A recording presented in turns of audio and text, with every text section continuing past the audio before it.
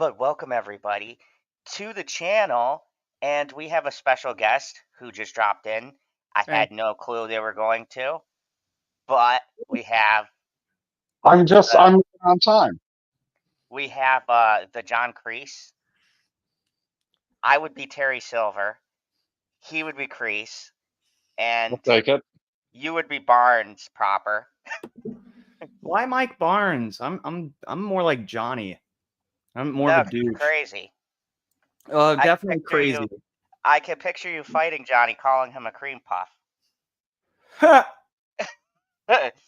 Okay, so welcome everybody. We're gonna take this episode by episode. So I'm gonna break down this structure for everybody who hasn't been on my channel or have never seen a just proper video with us doing this review. PB is a new addition, so welcome PB, the newest member to the Cobra Kai dojo. hmm Um, but we're going to go into just our initial thoughts. Then we're going to break down the episodes because there's only 5 of them, so it's not going to take that long to talk about our feelings of each episode.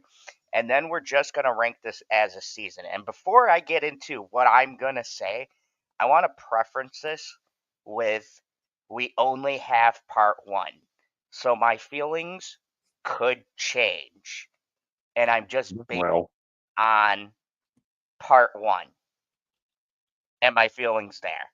But it's hard to judge this as a whole until we have all 3 parts and I see how they work. Now, I'm judging this on the fact too that the creators themselves came out and said, "Oh, you can take this as individual arcs," but then I read a story that Netflix made them split it into 3 parts purposely.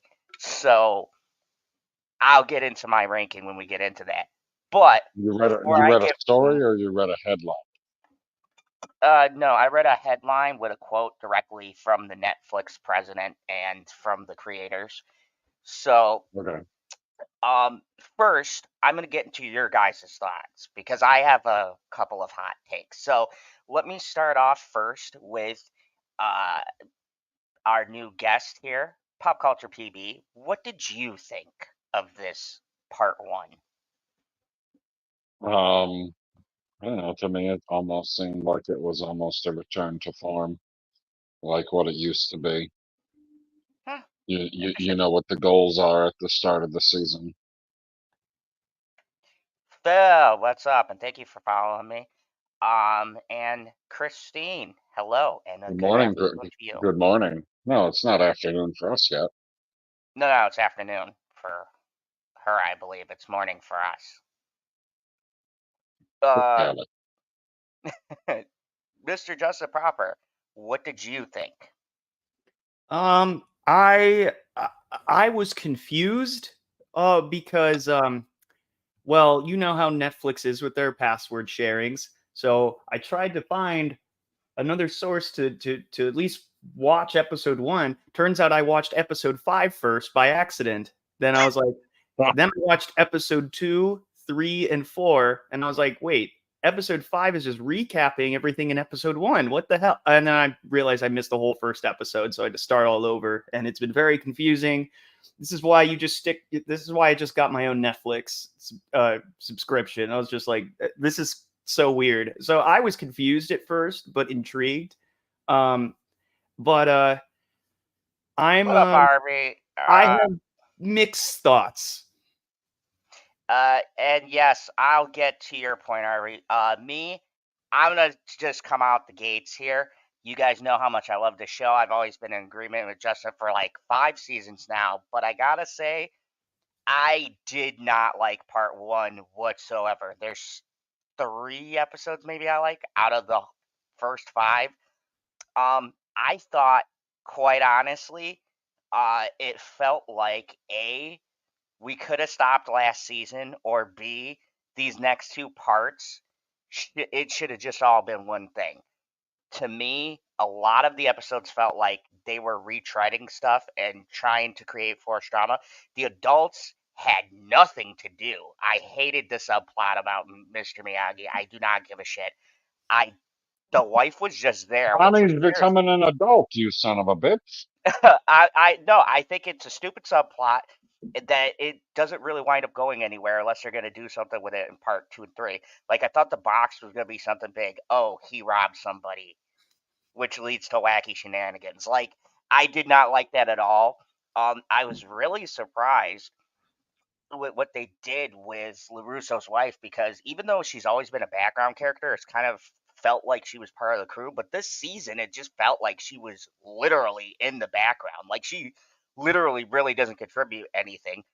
Chosen was okay, and Johnny for me was the highlight. Honestly, without Johnny in these episodes, I would have not cared about the adults, which was really strange. Now, on the flip side of that, the kids were probably the best. And quite honestly, I'd be okay with them just focusing on the teenagers at this point, because they had, to me, the best subplots and the most realistic, with them trying to pick colleges and things like that. I like that how we've watched them literally go from high school to now they're trying to choose schools, and they're balancing between trying to get into school. I like that aspect of it, but for me, the rest of it fell flat. And I agree with Aubrey. The thing with Crease is like a little bit too ridiculous, kind of really over the top.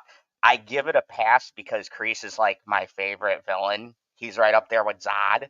Like, I just mean, the way he I gave it a pass right until they picked a country that has an extradition treaty with America. Yes, So, thank you. Yes, that was, it was kind of ridiculous. I'm like, so you're telling me he's gonna enter a international tournament as a fugitive? Like, I know with That the doesn't make show, sense to me either. It's just like, how did he pull that off? yeah, like you I He's got, figured in for jail sure it right was going to be now. in China.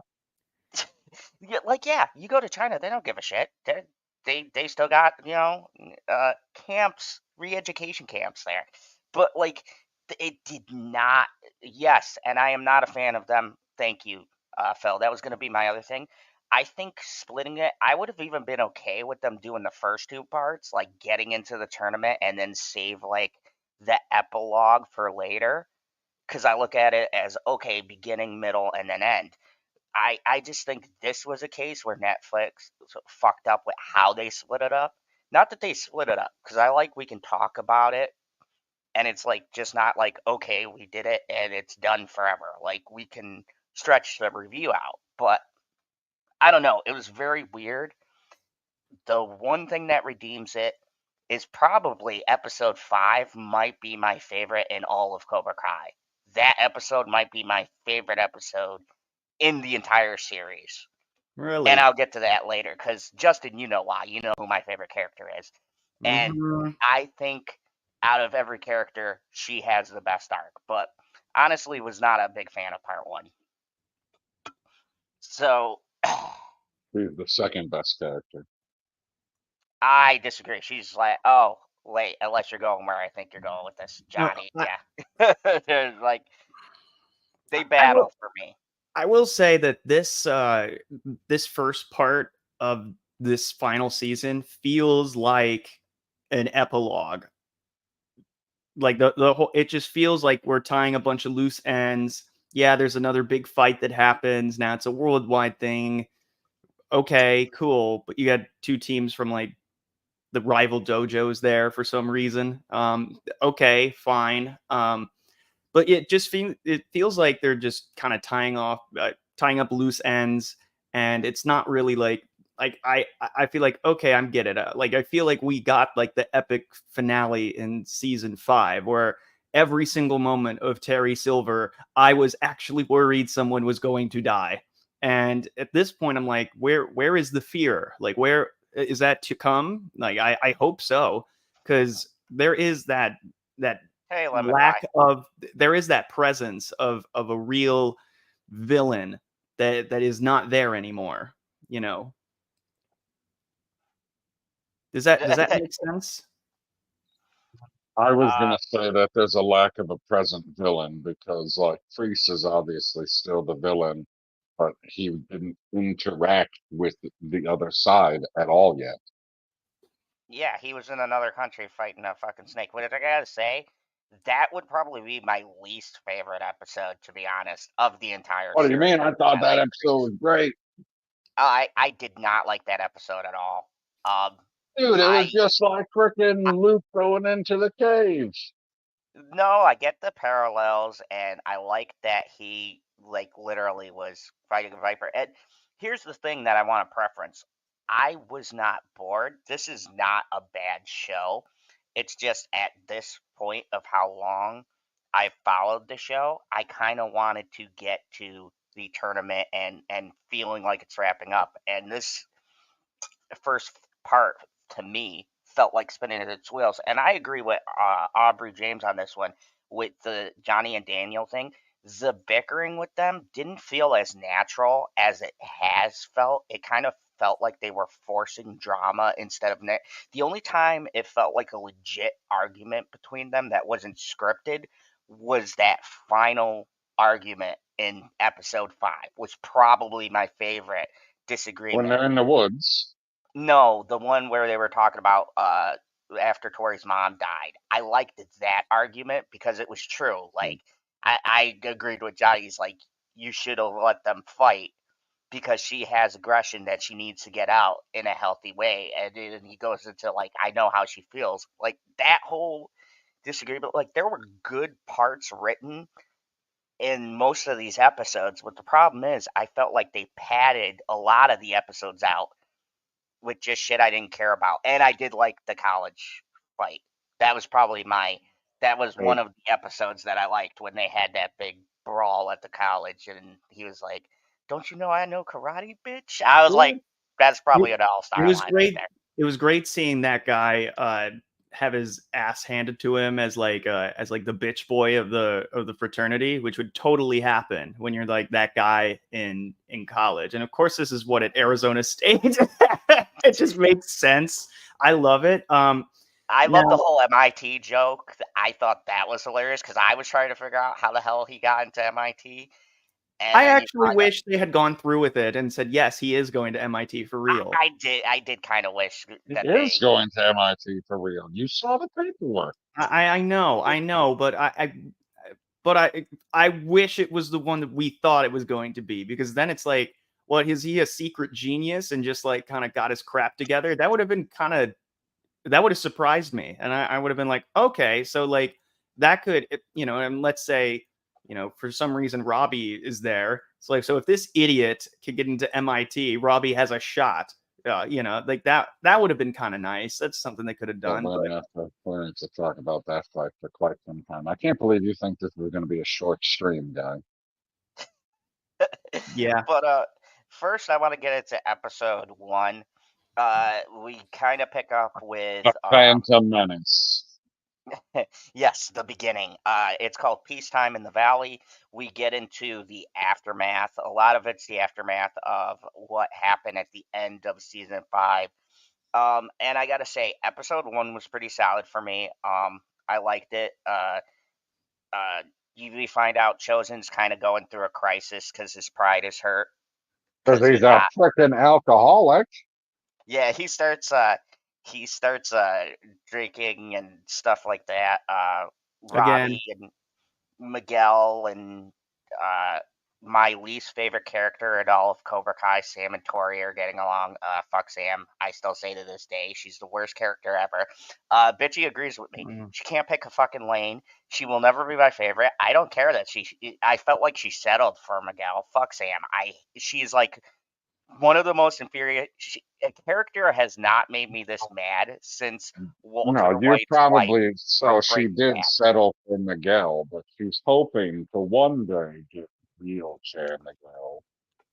mm-hmm. Yeah, Oh yeah, that's what it was, Prover. She wanted wheelchair Miguel. If he would have rolled up, literally, rolled up. Yeah, yeah. But no, I did not have any issues. I thought it was a strong start I'm with still this mad about episode. this, by the way, that we didn't get karate fighting in a wheelchair. I know.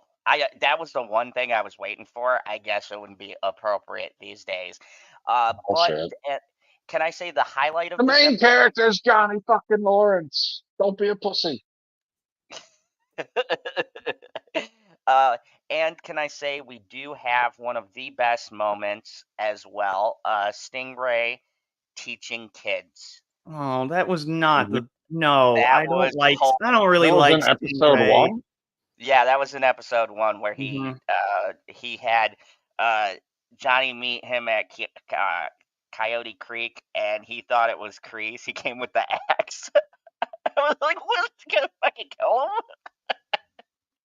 Like he comes with the battle axe, and then it turns out I to be rolled Stingray. my eyes at that point. I'm like, no way, Kreese is gonna show up, and then that happens. I'm like, really, No, really, I think it's kind of fitting because he's always been an inappropriate character. So I think it's fitting that he's teaching uh little kids. little kids. God Yeah. help them. Mm. And I like the whole thing he said where he's like, hey, Rob, your mom didn't call me back. So he's like teaching the kids and hitting on their mothers. Oh Uh, gosh, I he should like not be around children. He really shouldn't. no, Like, no. I mean, I What do agree. you He mean should he not. shouldn't be around children? He's he an should not. excellent role model. Ugh, stop it. He like I did like they kind of you know it showed a little sense of vulnerability, and it's like literally, but it literally was like the writers like spoon feeding you exactly what Stingray was thinking this whole time. And I was like, oh, you're an inspiration, and like I kind of want to do that, but I want to do that for the next generation. I'm like, that makes sense, but like, go away. I really don't want no more, no more. It's served its purpose. And but some of these like weird distractions and like you know conflict and plots, like they don't lead anywhere, or at least like anything that's interesting to me. Like I get why but why are we focusing time on, again, for example, like Johnny buying a house? Like, I don't care. I really don't. But that's for I'll get to that episode, but I gotta disagree with you. I like that because it shows character development. It sure. shows that the old Johnny in the very beginning, if you think about it like canonically, even probably 3 or season 4, he wouldn't have been in that place. And I like the idea of him actually trying and the world still rejecting him. And then he meets the one person who remembers who he is and is like, yeah, man, I'll help you out. Because I've been in that situation where you have bad credit. You're trying to find a place to live. You're trying to like, make things work, and life is like, f you. I thought it was highly real. That's actually one of the parts I liked with the adults, and that was actually, to be honest, that was my issue. Was that nothing else, like you were saying, with the adults really affects the story. It kind of just felt like they threw it in just to be like, oh, now someone's doing something. Whereas with that, I like, okay, he's trying to, it's real life shit. He's got to find a bigger house. Shit happens and you spring a leak. Like, that's what Cobra Kai has always been. It's the real life mixed with the fictional karate world. And I thought that was one of the few scenes that made it feel like we were getting to an ending instead of just like spinning our wheels. What's up, lovely Sherry? Good to see you. And thank you, everybody. We got 6 people at 11. Maybe I should do some more earlier streams.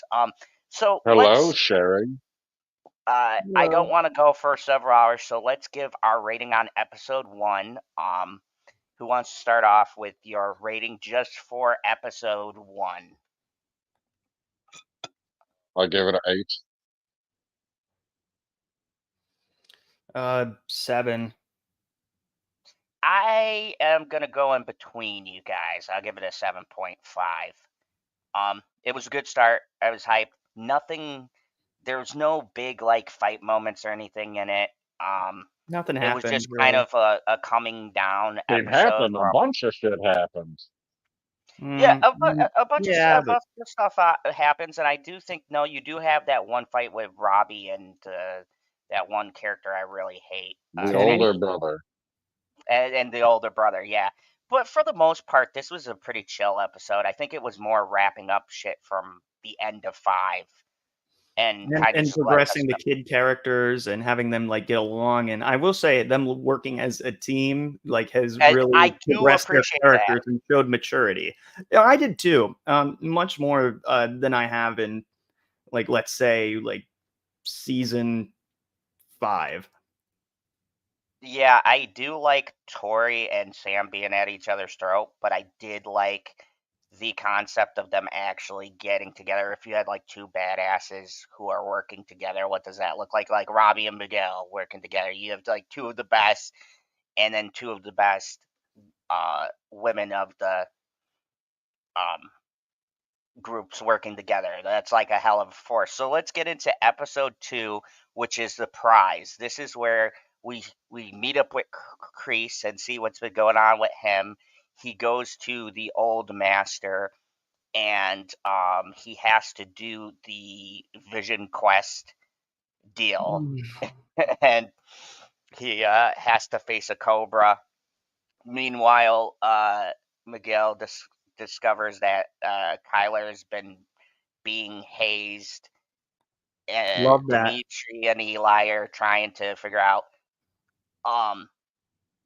how that one dude got into MIT, and then yeah, that's pretty much it. So episode 2, the prize. I like Not a, well. Episode 2 is not about the prize. That's what it's called. That's what it's called. Oh my God, you guys! Did you not watch the episode? He literally says that. He says it's not about the prize. Mm. Oh. Oh, I see what you did there. It's about what you have to go through to get the prize. Right, and learning from that. Yeah. Yeah, like obviously he's going to win. He murdered a fucking Cobra. So this one, my thoughts. Honestly, I liked the college part more than the Kreese part. That's What just about my the initial Johnny part. part? What? What about the Johnny part? He just got a job. Oh no, that I think that's in the next episode. Think so? Yeah, Yes. it's like there's the Kreese part. There's like, oh, getting into college, and then the college fight, and then I think Johnny is like, goes No, around Johnny, looking for a he's right. house. Johnny gets it at the very end. He gets a sales job. Yep. right. Well, Yes, he no, kind of you're right. creates the sales job for himself. Yes, he creates the sales job by going on the floor. So yeah, once again, I'm very conflicted because, like I said, I feel this like is a you'd be half. better at reviewing this if you did an episode at a time, but that's not how Netflix does it, hey? No, no, it'd be a lot. I don't even know if I like the Amazon format, to be honest with you, because that was a pain in the ass. That's why I'm just doing all of this season of The Boys instead of each individual episode. Because if I went on the first 3, holy shit, this was the worst season yet. And then the last half was just amazing. But that's a review for maybe tonight. But no, hey, what's up, Papa Cotton? You definitely What's should up, watch Papa Cobra Kai. Cotton? You could go straight through all the way from season 1 to part 1 of the final season. Unless he Definitely get does it on it. the Justin way. Or yeah, you could go.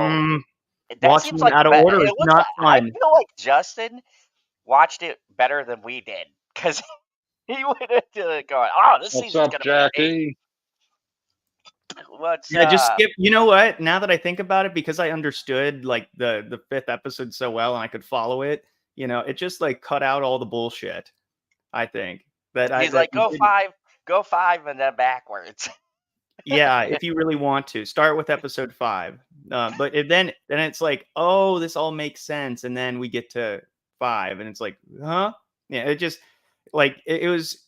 Honestly, now that I think about it, it was a better way to watch it because like I'm already excited, and then I'm like, oh, now I can learn all the backstory and stuff like that, and see what led up to this moment instead of like having it be like a slow burn. It just gets straight to the point with episode 5. Speaking of which, what did you think about the prize? Any gripes or anything? Well, again, like the A, B, and C plot is pretty. I mean, we pretty much went over it. There's Kreese doing his whole like inner demon sort of thing, which I think we kind of explored already, or we kind of understood it. We didn't need it like in our face.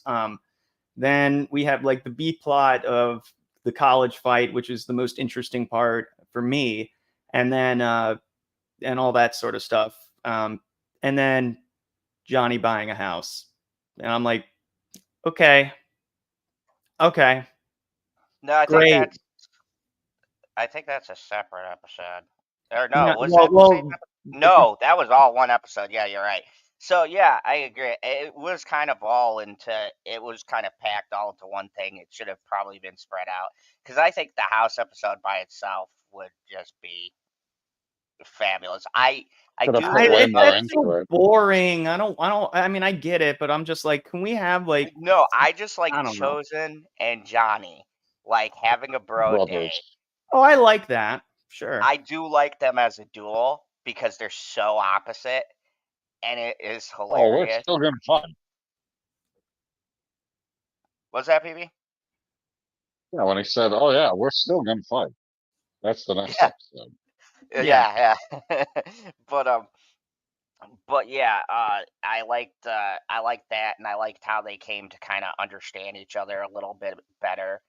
I feel Um, like at this point, I feel like the writers are trying to avoid like conflict or something right off the bat. They want to like slowly integrate it, which I understand, and this is how we like have falling outs later. But I do see that there is an effort that the adults are like trying to not like, they're trying to actually talk out and like reason what they're thinking without just getting into a karate fight, which is nice. But I just see that hesitation, and I'm like, okay, we're just rinse and repeat. Okay, fine, but we like, missed you too, I just and want something to happen. That's all. Sup, Jay? How you doing? Staying alive. Staying alive. How? How? Staying alive. That's all. I gotta give this one episode 2 a 6. 6. Yeah. Oh my God. Where are you putting it, PB? I'm putting it at an 8. Like, holy fuck, man. Like, I feel like the characters that they were focusing on in that episode are all of the characters that I give a shit about. So all the Um, men. I'm going to. Mm, I'm going Well, to. my favorite character is Johnny Lawrence. Like, my favorite character that they didn't focus on in that episode is Tori. Yes, you get me. And then Okay. Chris is my next favorite character. Like, he's a spectacular villain. And I was like, holy shit, I can't believe that this freaking Korean grandpa's still alive. My God. He's got to be like 110. Dude, I did like the old master and how much of a dick he was. That's like every Why I Oh have yeah. to karate stay alive? movie. Yep. Yeah, and Lemon he's Pie. I alive think. for some reason. Real quick, I think Lemon Pie nailed it. The house hunting sank it for Justin. Yes, I did not want to watch an episode of House Hunters. No thanks. I didn't. I'm kind of in agreement, but unlike P, the Cree stuff for me this season, I found uninteresting, so I'm gonna give it a 7. I did not like it. I actually wind up fast forwarding a little bit of it the second time around. I don't know. Like Justin said, it kind of just felt like we already did this. We already You've did never this with him seen in Johnny prison. look for a new place to live. No, I'm not talking about that. I'm talking about specifically the thing that brings it down for me are the Kree scenes because it's like we got the whole Vietnam flashback. We got the jail flashback. We got him several times battling with his feelings with Johnny. It's just What like, Vietnam? okay. There was a Vietnam flashback in this episode. No, no, there wasn't.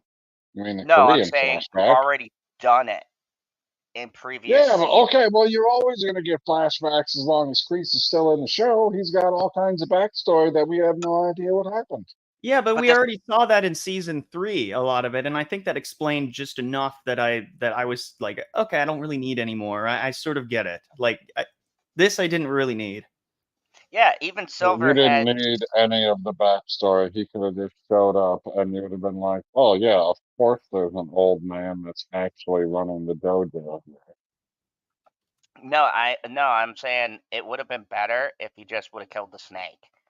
Like get bit, have him go through the thing, maybe cut it, do the other Bit. storyline, and then have him cut off the snake's head. Bam, perfect. But the rest of the shit in between, just like again, it feels like filler. And like we're at the end game. I don't want anything that's slowing down the rest of the shit that I care about. That's So, why this but season I'm is not crazy longer. like Justin. Gonna say it's a 6. It's probably a 7 for me. You know how many episodes are in this entire season, guy? 15. 5 or 15. 15 episodes, but they're broken into Are you different sure about that? Yes. Part 1, Part 2, Part 3. Okay, but did you know that episode 13 has a part 1 and a part 2, and episode 15 has a part 1 and part 2? So there are Ooh. 17 episodes. No, there isn't. There's only Not. 15 episodes. Did you It not even just hear what I says, said? I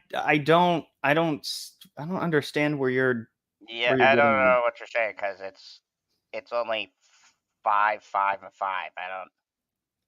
It says consisting of 15 episodes split into 3 parts of 5 episodes each.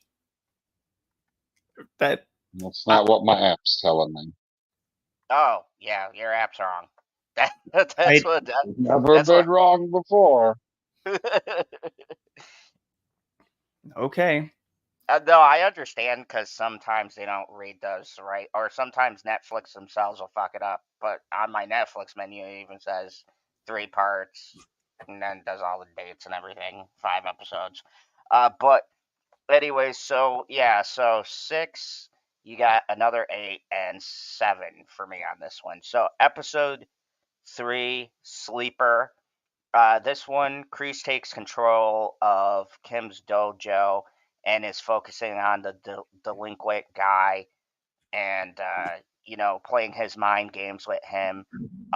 Miguel, or at the Miyagi house, Daniel, Cho, and Amanda discover that hidden floorboard thing. Um, and then they do probably the best part of the episode, the sleepover, where Johnny tries to create drama between Sam and Tori because their Oh. fighting has changed. I'm gonna give my rating for this right away.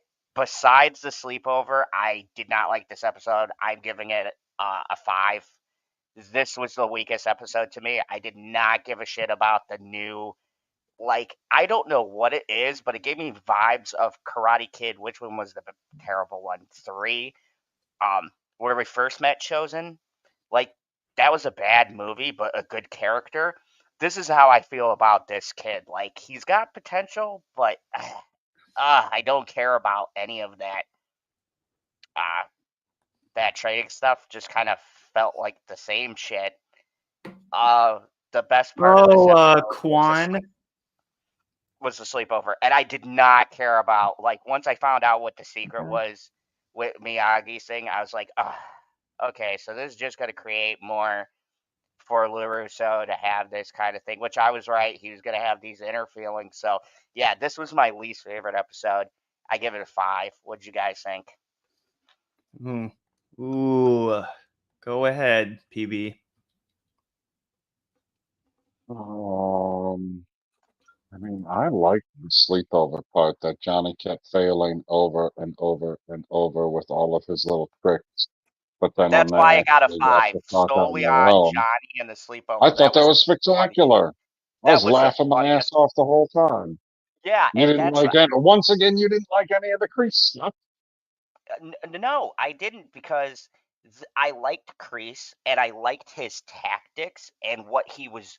Okay, so I like what he Oh, and was his doing. tactics continue to get more devious and diabolical.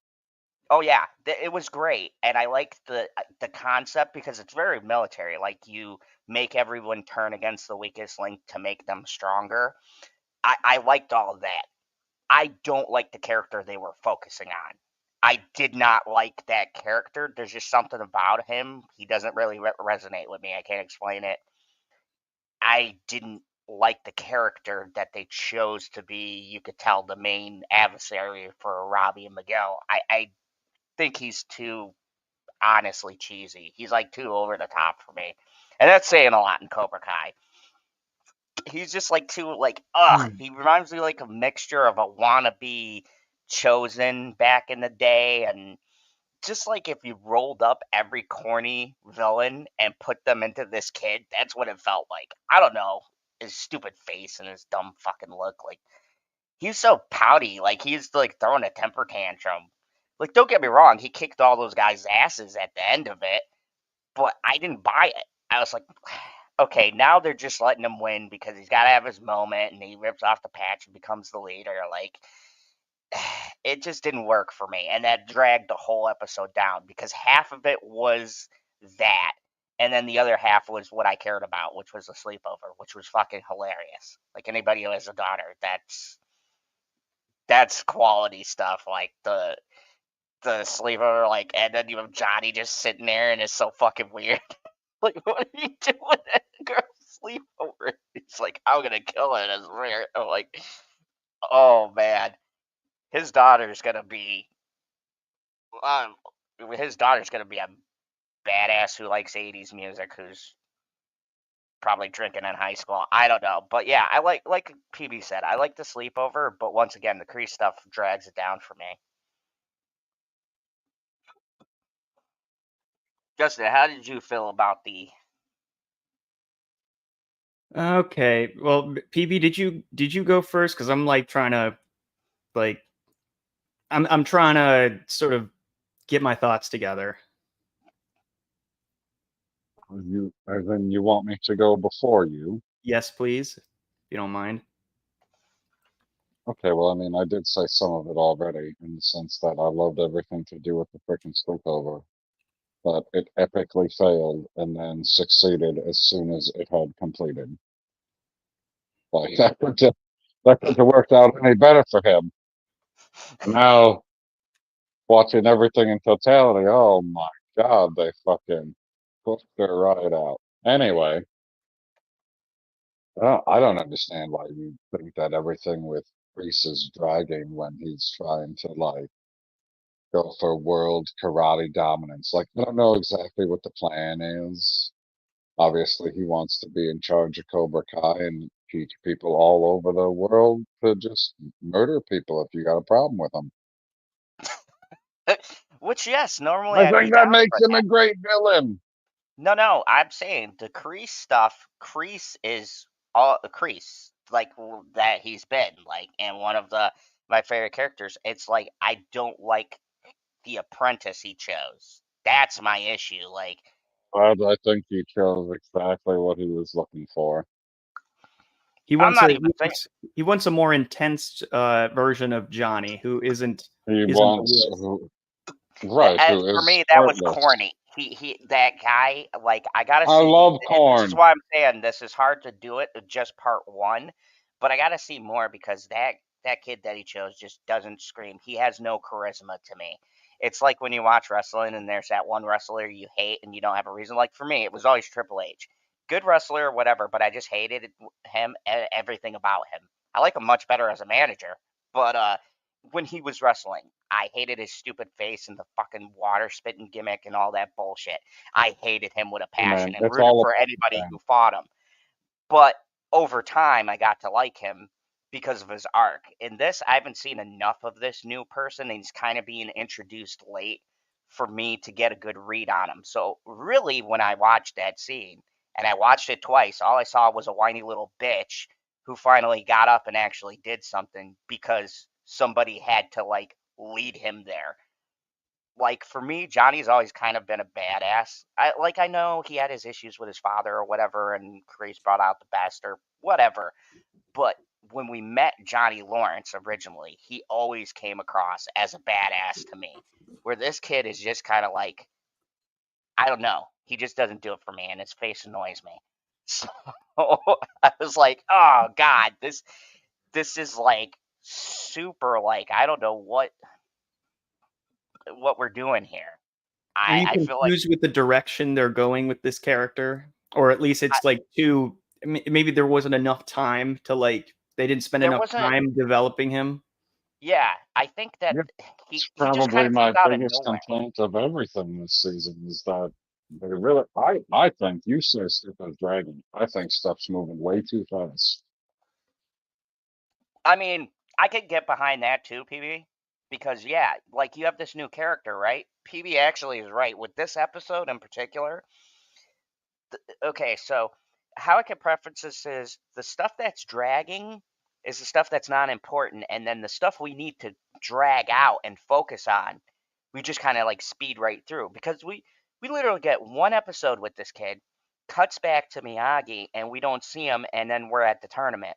So like now you're not going to have any character development, and This kid is like Crease's pick. Like, if the villain of your show is handpicking someone, you have to flesh him out. And they've done that with every character. Like Terry They're not going to Silver, flesh him out at all. There's not enough yeah, time.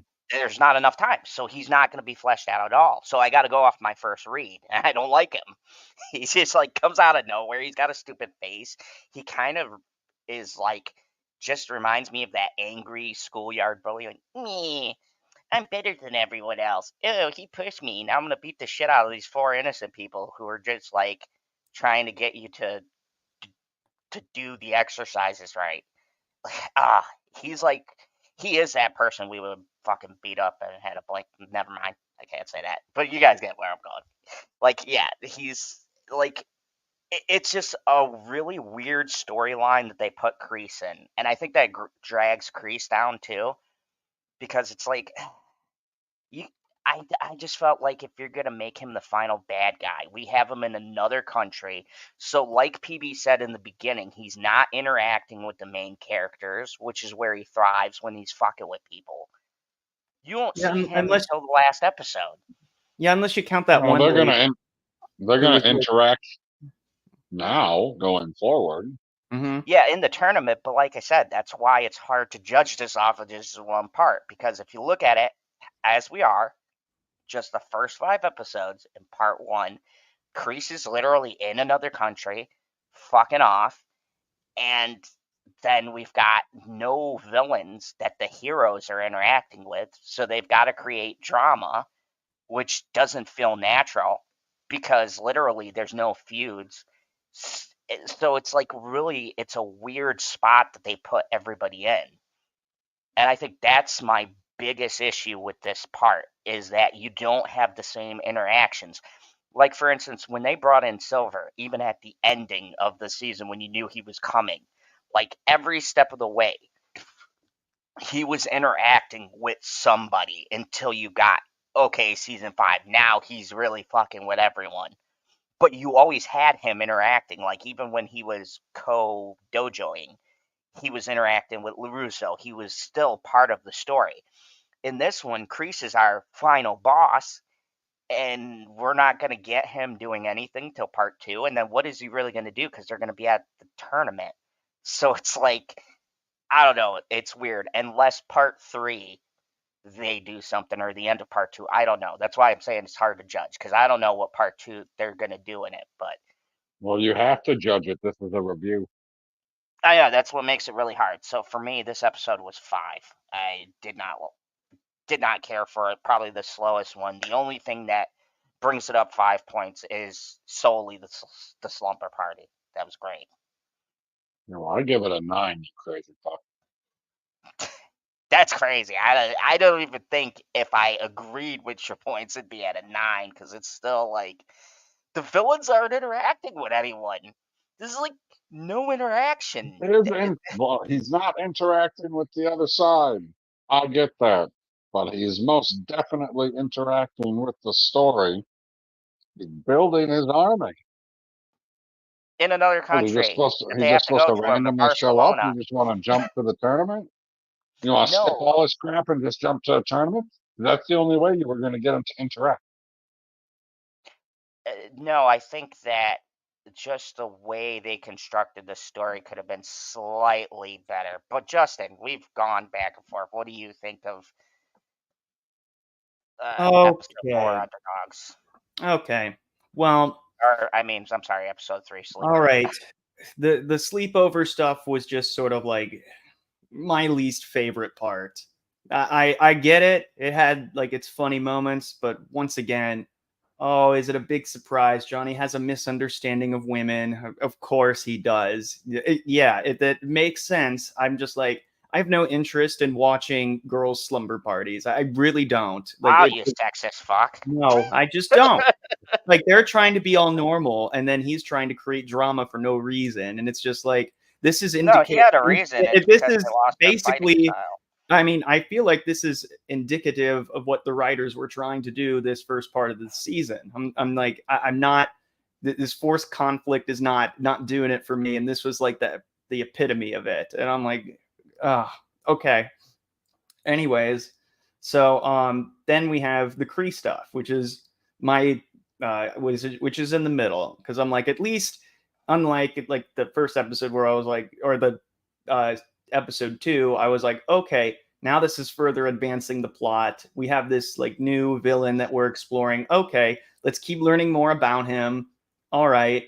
But yeah, you guys are correct. Like this was sort of like a an amalgamation of all of the like cheesy parts of like the villains who have no backstory and are just like sort of one dimensional. Like, we're the bad guys, ha ha ha, like mustache twirling villain. But like, at least he's like an underdog, if you will. But is it done effectively? Not as nearly as good as, let's say, even Kyler, or like how Miguel almost flipped around. Like he was becoming like sort of like the antagonist when he started off as the hero, or even any other of the minor characters who like had antagonistic roles, like Kenny and Sean. Like Kenny, it just makes sense. Like uh, Sean, like even we'll get to him later because that episode's more intriguing. But my problem really, uh, if I'm going to be perfectly honest, and I'm going to amend my statement, Kreese was actually my favorite part of this. Then it was the sleepover stuff. And then, of course, we get to Miyagi, which I am very concerned that, because look, we learned that he's like had like this whole backstory and stuff like that. And maybe they'll flip it around. But here's what we learned from that episode. So, my question is, what the fuck is going on with him? He really fabricated his backstory, lied about his age. He had a fake name, which, funny enough, in Karate Kid Part 1, his name was Hideo Miyagi, which Hideo translates to hero. Part 2, it was Miyagi Nariyoshi, which is on his gravesite in Cobra Kai. Then in the next Karate Kid, it was Kisuke Miyagi, which is now, we learn, is a fake name that he went under for the next Karate Kid, which is throwing some shade at that at that movie, which is nice. But and we also learned that he was a boxer and that he beat the crap out of somebody, founded a gym or something, and he assaulted a man in 1947, so when he was 29 years old. And my question is, did he change? Did he have a change of heart and change his ways? What are we going to find out about him throughout this season? And my question I'd like to pose to you guys is, like, Miyagi is put on a pedestal as this like one of the few like great like heroes of this franchise. And yes, he can have flaws. Yes, is he not perfect? But putting into question his like war status, putting into question everything about his backstory. Did he have a violent past? That leads me to believe that are they going to Luke Skywalker him? I don't think so. I I don't don't have think a you can Luke problem. Skywalker him because Luke Skywalker got worse over time. It's not like we went back when Luke was a kid and was like, oh yeah, but he killed all these sand people like his daddy. No, my thing is, I don't have an issue necessarily with that. I don't think it's character assassination. I think, actually, to be truthful, I think that adds a lot of context, because we've always wondered why he was so adamantly against Daniel fighting. Because if you remember, it does actually play heavily into the first Karate Kid, where he didn't even want him to enter the tournament or to fight. And now this would make sense going along with that, to why. Like, oh, he messed up, and he's always seen Daniel like a son. So it's kind of like the father, because we know Daniel sees him as a father figure he never had. So it's kind of like him going, I don't want him to accidentally do something like I did. So I think it works in that sense. Where it didn't work for me, I'm not opposed to that storyline. I just don't like the whole going to the boxing gym, the stupid chasing scene, except for Chosen tackling that guy. That was fucking hilarious. Anything with Chosen is good. But the rest of it, like I said, it felt kind of late in the game. I wish if they were going this route, they would have throughout the seasons kind of spread out different things. Like maybe when Daniel took his trip back to Japan, like maybe he found out something there, and then this is a callback, and they go, "Oh, okay." So maybe he heard a rumor like, "Oh, Miyagi, fled here, and that's why," and that would explain the setup for Karate Kid 3 and why they took the trip there, and they could be like, "Oh, well, he was here before." It'd be like, "Oh, what do you mean?" And then they find the box, and then he goes, "Oh, I like PB said, it felt rushed. Like certain parts feel like they rushed This into it thing came without out of nowhere. yeah, like it just comes out of nowhere. Like, oh, like I thought it was gonna be a scroll for a new technique or something, like Chosen had, like something like that. And it was this, oh, he fucking beat somebody up, owns a gym, and yeah, like, okay, that gives me context for the first movie and why he's all about peace and Miyagi-Do isn't for fighting, it's self-defense, but it doesn't, to me, it doesn't move the story in any direction. It's kind of stalling for time. That's what it felt like. And that's why this is a 5 for me. And I'm writing down your guys' score for PB. I have 889 for I have me. 2. 7.5, 7, and 5 for this one. But yeah, this would be an episode. Honestly, I think if you remove this episode, it does nothing for the rest of the Oh my for God. the season. I mean, mine was more extreme. You could skip to episode 5. You No, guys I'll are get to 4. I insane. disagree. We'll get to 4, but Well, I think you can honestly skip 3 and not. 3 was a sleeper. It literally is the definition of the title. It was a sleeper. To me, nothing relevant happens. If you skip past it, you don't miss anything. You could just catch the previously, and you're good to go. Now, I want to get to episode 4, Underdogs, I and didn't. PB did not put his ranking, and neither did I. oh, he did. He said 9. You I have said 9. 889. Oh gosh. Well, I my opinion on now our opinions on this might change over time. Like if with more context, with more of the episodes of the season With more coming out. texting. Um, Oh, Carmen. hello, Carmen. I'm going to. Oh, yeah, I don't want to do this. 4. Oh, 4. Okay, you were lower than me. I gave it 5 just because. Holy fucking shit. I can't believe that you guys hate this episode so goddamn much. You're I blowing my don't. mind right I now. don't. It's my least 4 is favorite. bad. It's my 4 is least bad. favorite. Like You want to 5 know for how I me know depends. 4 It is bad? depends on slightly 4 is below bad average. because 4 is the rating that I gave to The Last Jedi. And The Last Jedi is bad. No, The Last Jedi was worse than that. Not 4. No, it's like a 2. Well, Rise of Skywalker's a 1. Not a 2. Last Jedi 2.5 probably. Though that's just my opinion. That's fine. It's all good. Okay, so Yeah. wow. All right, so let's go to my just spoilers 2 favorite episodes, and one will be probably of the entire series. But episode 4, Underdogs. So this one, they are picking the 6 fighters to represent Miyagi-Do. Johnny and LaRusso can't, so it's the return of one of the funniest. I don't know. I'm gonna call him an anti-hero, Barnes, because he's the only one who knows about the uh, Sekai tournament, and so he's going to choose for them. We get a lot of character development. I'm gonna start this one off. 9. I love this episode. Um, this to me was when I was like, and it pisses me off because we'll get to my feelings on the next one. But this is where shit kicks into high gear. I love everything about this episode. I love Barnes and him coming back to train, and you see him kind of slipping back into that Karate Kid 2 mode where he's getting a little bit corny and hammy, and I love how the actor plays it up.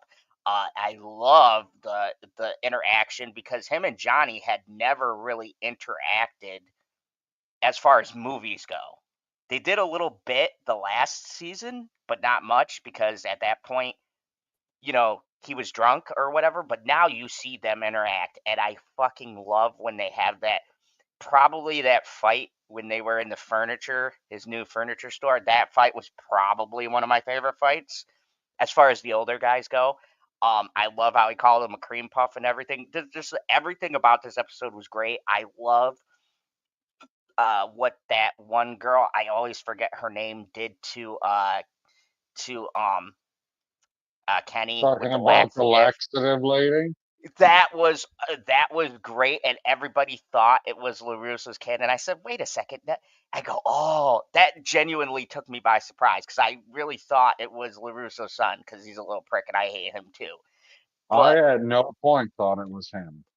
I thought it was him. I didn't think it was the the one girl, although it was pretty obvious she was going to do anything to get ahead. But I loved that. I liked the thing between Dimitri and Eli. I actually like that because that's real friend drama. It kind of reminds me of me and my friends. Like, you have that one friend who wants to do everything with you, and it's like, bro, chill. I don't want to go to the same college. Like, I want to live my life and see what's out there. I liked their back and forth. I liked the fight between him and Eli and Hawk, like legitimately getting beat, which I feel like he was giving him the win on that. But it was just really cool scene. I liked just about everything about this episode. Um, it was just great stuff. Yeah, 9 out of 10 for me. Just a solid episode. We're finally getting into shit.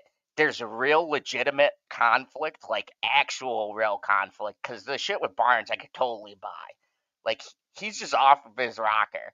And so I love that. Like, with him, it's so easy to just be like, yeah, he's like, I just went overboard. I'm sorry. Like, it was so funny. He's like, I just like feel like he goes, it just awakened something in me. Like, dude, the stuff with Barnes really elevated it. But like, all the kids were good. The fights were clean. I loved the capture the flag thing. I liked that it was somebody different picking the teams. So yeah, solid episode. 9 out of 10. Who's next? It's most definitely a 9 out of 10. I could echo just about everything that you said. Like what everything had a purpose in this episode. There was no wasted time. There was no filler like you don't like. Everything was moving the story forward every fucking scene. Not to mention the fact that a lot of the scenes were quite action packed. Oh Don't yeah, diss the definitely. ballet. That's all I remember Johnny saying in that episode is don't diss the ballet. And he beats that motherfucker up. uh, To make sure that everybody gets a fair shake. That's all. yeah, I thought that was pretty cool. Proper, what did you think? Ooh, okay. So I do like Mike Barnes' inclusion in this, and having him be a neutral observer, just in concept, is I never thought that would ever happen. Um, on the flip side, another thing I thought I would never say is, thank goodness there were no crease moments. Like, I'm like, please, like, can we stop with that? It was very centered around the kids, which is what I liked. As you guys said, it progressed the story. Everything was just kind of falling into place, making sense. There were a lot of solid fights. Mike Barnes and Johnny, that's been my favorite in this season so far. Because I was actually worried someone was going to get their arm cut off or sawed off. Oh man, yeah, I thought for a second like the fight was gonna end with someone getting chopped with that saw because that fight was shot very well. Yeah, I'm like, this is what we missed from season 5. Like, that finale was so intense. I thought someone was going to die, and this part, I'm like, I thought Joseph had died. Yeah, exactly. So the fights were solid. And honestly, I'm very happy to see Dimitri finally coming into himself and becoming a man. Like he's Oh like yeah, the way he's talking to his girlfriend Yasmin, which he had no shot at the beginning of I season still one, say going that's one of from those. literally he goes from saying I would do anything to have her just spit in my face. And then season 3 comes around and they get together, and then evidently they stay together for like 4 seasons, and they even have like a little conflicts and dialogue, and he's really like stepping up for himself, and that comes into play when he is winning fights against Hawk, which creates that sort of conflict. And Hawk like not even applying to MIT for some reason. I'm like, Hawk, what are you doing? Like, didn't you want to No, do but that? I But get then him Hawk's realizing, position though. yeah, but him realizing like, well, maybe I don't want to go to MIT. But I get more of what Dimitri's saying, like, hey, just do it anyway. Just do it. Just so there's a chance you can get in. So that way you'll have options. And he's like, but I don't want to. Like, Dimitri's correct on this. Like, I want to just comment on what Lemon Pie said because I agree with him. I do find it interesting. That's what made me think Anthony did it at first when he was smiling. So I was like, oh, okay, it wasn't her. And then you see the laxative, and I go, oh, it was. So I did. So Lemon Pie, I do. Yeah, and he is still a douche, 100%. I don't like well, Anthony. I don't like Sam. They're both Well, yeah, fucking little assholes. I dislike Anthony a lot more, but ever since I made that prediction in the season 2 trailer, where I'm like, I really hope that in this season or season 3 he gets his ass handed to him, and eventually that did happen. So the writers, I feel like, were listening to me or somebody. Maybe they had a plan or something, but which I firmly believe they did back then. I was almost genuinely surprised, like how this has come around, and you know, and look, when it comes to the younger high schoolers, I'm still like, this is juvenile. Like Kenny, why is he still angry? Why can't he get over all this? And then they made Dude, up do you just remember to what it was hold like to on, be in high hold on, school? let me Like, finish. how good it is forever. Like that's is realistic. Like, come on, there's always that person that you still hold a grudge against until you become an adult, and you're like, I got bills and shit to worry about. I don't And need to. I don't need to worry about what that guy from high school is is doing. doing, yeah. Fuck them.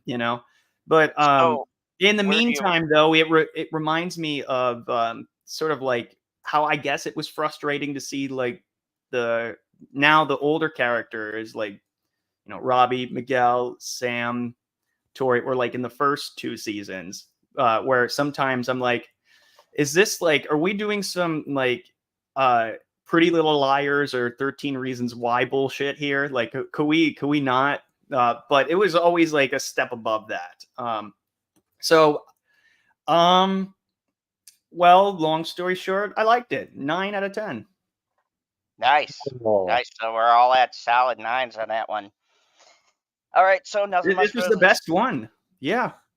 Actually, I'm gonna correct you. We're going to get to episode 5, which literally is titled "Best of the Best," and I'm going to start this one off myself too. 10 out of 10, and this might be my favorite episode. If we were doing individual episodes rankings, like which is the best out of every season, this to me is probably the best episode of Cobra Kai that they have ever produced. This episode was the first time in Cobra Kai I was brought to tears. Like, bitch came out and she goes, "Are you fucking crying for this yes, I episode?" was. I I was in tears with the whole. And can we get a shout out to the actress who plays Tori? Hold on, I Peyton gotta List, look this up. absolutely. Peyton What's List, yeah. what's her name? Peyton List. Yes, paid list. She's also in another show on Netflix called School Spirit. Check it out. It's actually a good show. But she is going places. This is the best, most emotional out of every single episode in Cobra Kai. I'm just gonna say it. Every single one I could think of. There's only one other one that comes to mind that compares to the emotion, and that was the real life death of Johnny's friend, like that friend group. That was sad too. Those were the only two times in Cobra Kai I seen an episode that pulls at your heartstrings. Her acting in this is fucking phenomenal. When they drown out the sound and she's like shouting, but there's no noise and you just see her face, and I feel like she really cried. Like she is this episode. Like, and even Kreese just appearing, her saying no, going back, finding her mom dead, the bottle cap, the the flash, like everything in this episode worked. Like that leads to genuine conflict between Daniel. Like this is how you do natural conflict. Like even the scene where like Johnny and Daniel get into an argument and he's like, "Yes, I would have let them fight." He's like, "You don't understand what she's going through because I lost my mother and I wish I had something to hit." Like everything, everyone brought their A game in this. It was the best. I was gripping my seat, waiting for what was going to happen. And then they blue ball us at the end. But I wasn't even mad. I was just mad because there wasn't any more. And that, Disney, that's how you leave a hook to get people to come back. Like, even if you say episodes 1 through 4, you didn't care for them, whatever, I think you're crazy and you're being a little bit hard. Yeah, I do agree. 3 was the worst, but on the whole, it's all watchable. But this episode right here is everything we watch Cobra Kai for. There's heart, there's battles. We finally see Miguel and Robbie. That was a pretty intense battle. I honestly couldn't call it. The fight between Tori and Sam was the best because of the emotion and the way they're intercutting her flashbacks.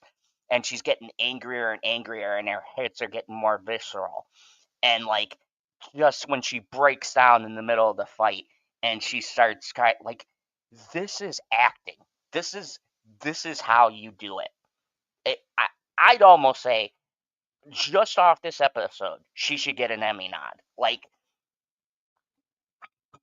it's a shame they don't even consider this because this was the most dramatic episode of Well, any show that's come out that I've seen. I have not seen a episode on Netflix, on Amazon, on any fucking thing I've watched, and I've watched a lot for my Korean dramas and shit, and I have not seen anything where I legitly broke down and wanted to give the character a hug. Like this, even people like you, Justin, who doesn't like Tori, this would make even the most staunch detractor of Tori be like, damn, like, and her her acting, like MVP of the series of this season. She's like the fucking MVP. Like to see where she was, and that is the most believable heel turn too, because they didn't give her what she needed. So it makes complete sense she would go to the only other person who's like a father figure. And I always brought the relationship between her and Kreese, so it made complete sense. My only one issue is that Robbie and them didn't attempt to go after her. That was kind of bullshit. I think they should have like played it up where they went after her and tried to stop her. They just kind of time jumped. That's whatever. It's a minor nitpick, but 10 out of 10. This is probably the best episode Cobra Kai ever made. I don't remember crying during any other Cobra Kai episode. I mean, the only other one was when the dude died. Johnny's friends. Remember when they all went on the bike trip and he died, and that was sad because the actor actually died in real life. So that kind of added to it. But that's the only other time I got emotional Okay, well, during a Cobra you Kai skipped episode. over the fact that Robbie was getting his ass whooped by Wheelchair Miguel, and then Tori showed up, and then he took the next 3 points. Oh yeah, that too. Yeah, like the power of love, man. That's in that song. Yeah, I he's a am the fucking man muse. who will fight for your That's what right. happens when you have something to fight for. And Oh yeah, like everything about the episode just works. oh yeah, absolutely. And I'm glad I kind of well, I'm kind of upset I saw this one first. Because I feel like I did watch the best episode of the best this season so far. PB, did you have anything more to add, by the way? No, I'll probably think of something later. Okay. Well, I will tell you this. The most Hey, captivating. Rashad, what's up? Says paintless. Her ankle Okay, in just that go ahead. performance. Go ahead. I wasn't going to say anything, but go ahead. I'm sorry, the fans make the show. We have 6 people watching. True, true. Go So ahead. what's up, Rashad? Just say hey, Justin, real quick. You know, just say that. Be polite. We've been doing this for too long for you to make rookie mistakes like this. How dare you? All right. But no, I really liked how each of the characters had something to fight for. Except for, oddly enough, except for Sam. Like, what was her motivation? Yeah, I don't know. she's I don't been so know. useless. Actually, to me, and I'll get to that when we talk about individual characters, because we're gonna do like the main cast breakdown, and we'll leave Okay. it to them, and then we'll give our final All right. ranking. But Well, yeah, I'll get to Sam. Well, I think. I'll get to Sam. Yeah, I think starting it off very strong with Tori and having like her mom die and but right before having a brief sense of hope that things are gonna get better, and then much like with Johnny, how like life is throwing shit at you, so is Tori. And what I like about Kreese in this episode finally is that I think I finally figured it out. Kreese will teach you, strike first, strike hard, no mercy. However, Kreese senses weakness in his students, takes advantage of that consistently, and while he teaches no mercy, he preys on weakness.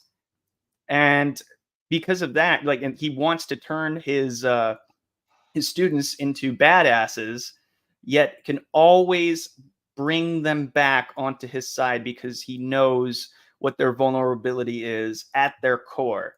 And he constantly preys upon that, which I'm like, this is kind of why people think of him as an interesting character. Not like what we were doing, wasting time like with all that, but it does make episode 2 make more sense because he's realizing his weakness and then overcoming it. He senses that weakness in Quan. That's why he picks him to be like the student. And honestly, Quan is not supposed to be that sort of character that's supposed to get great development. At least so far, it's not necessary, and I don't care. But like, when it comes to like the kids interacting and the fights and all that, everyone has a good reason to root for them, except for Sam. Like, and she wins on a technicality because they stopped the fight and Tori was gonna get like the point, but then they're like, no, what happened? No, let's stop this. And she's like, no, I want to get through this. I want to actually Proving my theory that Tori was always better than Sam. Well, I actually kind of wanted them to finish it out because, like, in that scene when Tori has that breakdown, for me, that was the first time I'm seeing like, okay, you know what, Tori, your frustrations are very real here, and I can finally get to your level, because when you are kind of like thrown into like what is supposed to be a unified family with Miyagi-Do and like the old Cobra Kai, and having all those students there and realizing still at that point, or Eagle Fang, Miyagi Fang, which I think will kind of trigger Daniel a little bit. He's like, no. And that's where they kind of come to that agreement. Oh, but that new logo was fire, though. It was. I want a Miyagi Fang shirt now. Eagle, I was like, okay, that was a good pitch, and this was like Dimitri and Hawk's idea, which is kind of cool. But anyways, so when you get to that point and people are like, it's like she feels like no one has her back, no matter like how hard she has tried so much to like get to a point where like she can trust people. Like, even Robbie can't get through to her, and she takes off, and I'm like, why isn't Robbie going after her? Like, That was my nitpick, and I feel like there just wasn't enough time for them to show that scene. Like, I feel like that might be on the cutting room floor. Because I feel like we're missing a whole dialogue because they just kind of skip to and do the surprise. Oh, she comes out, and I go, well, that's not a surprise. I knew where this was going. Why yeah, make it yeah, but fit in I between? think his perspective is like, okay, she might need a little space, and he misinterpreted that as, and maybe there'll be dialogue later, that explains it. Which I'm like, do we have to wait for this conversation? Could we try to? Can he put more of an F? I don't know, but yeah, this is and it's no wonder after all that Tori never felt like she belonged, and so she goes to the only person who she feels is like the only uh, figure that she feels like has her back, which makes her essentially join the enemy. And this is how people fall. It's just like when you are not supporting them, when you're not giving them what they need, if you're not giving them the proper guidance, the care, the respect, at least, or understanding that these kids are still kids, and you have to like kind of understand what's going on. Like, you have to let them do what they need to do. Otherwise, you are going to lose. Like, they lost like one of their best students because of that. And because of all that, uh, I'm gonna give this a 9.5. Oh, okay. So, PB, where does your rating stand here? I agree with Justin. 9.5. Nearly perfect. I mean, yeah, I guess I'm just a drama whore. For me, it was perfect. Just the acting alone was 10? 10. Oh yeah, I give it a perfect 10. The act, Wow. the acting alone, like if You said it you was the held a gun greatest to my, episode of the Cobra Kai ever. yeah, I said this is to me of all of Cobra Kai, this is probably my favorite episode. If you were to have me rank individual episodes, I would put this hands down, no questions asked, off the top of my head at the top. This to me is everything that they've worked for creating in this show just come together and show you how talented the writers are. And it's what gives me faith when I say, all right, I didn't like things in this season, like in this first part, but I don't think the writers lost their touch. I think that there's, you know, when you write a show, look at any show in history, right? You're not always going to have a hit. You're not always going to have a perfect, like, people have this thing in their mind, like, oh, every episode's going to be great. You can take any show, The Boys, Invincible, any of them. You're going to have a couple episodes where you go, that wasn't the best. You know what I mean? But it's not, for me, it's about how you start off and how you end. And they started strong, which I gave a 7.5, but that's still a solid start. And they ended damn good.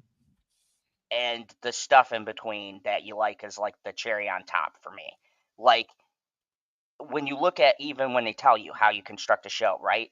You begin good to get the people interested, kind of hook them along, and then you got to end strong if you want people to come back. And I think a lot of people agree. Like, you get to episode 5 and you go, oh, okay, so this is where we're going. And it was a brilliant move. I don't know who came up with the idea. Like, they used everything. And I wasn't even thinking about the Tori mom thing. Like, we always knew she was sick. We always knew that was like her motivation, but it was a brilliant move. As cold hearted as this is going to sound, but it's a brilliant move to kill off the mother, because that gives a whole new layer to the character, and that forces them to kind of, it forces them into turmoil naturally with something that was going to happen. So it's like, okay, you have this unstable character. Now, what happens when you take out of her life the only thing she cares about? A character who never trusted anybody, who never could really get close to anyone. And, you know, she's been, to me, one of the most consistently well written characters in the show. And it's cool to watch her evolution throughout this entire series and see how far from her introduction to where she's at now. You could see the character growth, and I just wanted to get to uh, Phil's comment here. He said the dude who played Mike Barnes pushed off surgery just to be uh, in the series. So yeah, dude who plays Mike Barnes, great. That's why I gave that episode a 9. But Joyce Mark or Mike, sorry, Mark. but yeah, I think I'm also a little confused about something. If I remember Okay, correctly, cool. Tori, didn't she mention, or didn't we see that she had a younger brother? yeah, which And her she has an aunt. So while Tori is going off and like she on like how she misses her mom, and then like goes wherever the fuck to go see Kreese, you're just abandoning her younger brother and to leave him no, she with Yes. left they with the aunt. explained that. She left him with a friend. Ah, No, you know what? To some degree, I get that. Like when I yeah. went through my breakup and my custody battle with my ex, like this was around the time afterwards I went into the military because besides everything else that was going on, I felt like I had to get away. And then with the shit that happened there, that wasn't the best. If you wanted to get away, you could have just flown Southwest, but whatever. I went to other countries, so I They actually fly get. down the countries. Have you never I heard of Mexico? like no, but I get that feeling like where life gets to you and you just got to get away from everything. So I kind of connected more with her cuz I like, girl, I get it. Like, dude, she lost literally the only thing she was living, like the only reason for her trying, really. And it's like, okay, now she has all of those responsibilities. And to be honest, it's been established her aunt's a piece of shit. So like she's really like, I would like to see that addressed. Justin brings up a good point because the aunt was just after the money. So I'm very curious because that should definitely be a whole thing. But I'm sure they'll get to it at like part 3 when they do the wrap up for all the storylines. But uh okay, so yeah, we went over the episode. I'm just going to do the characters and then we'll do final scores and then we'll be done because I gotta go pay my car bill.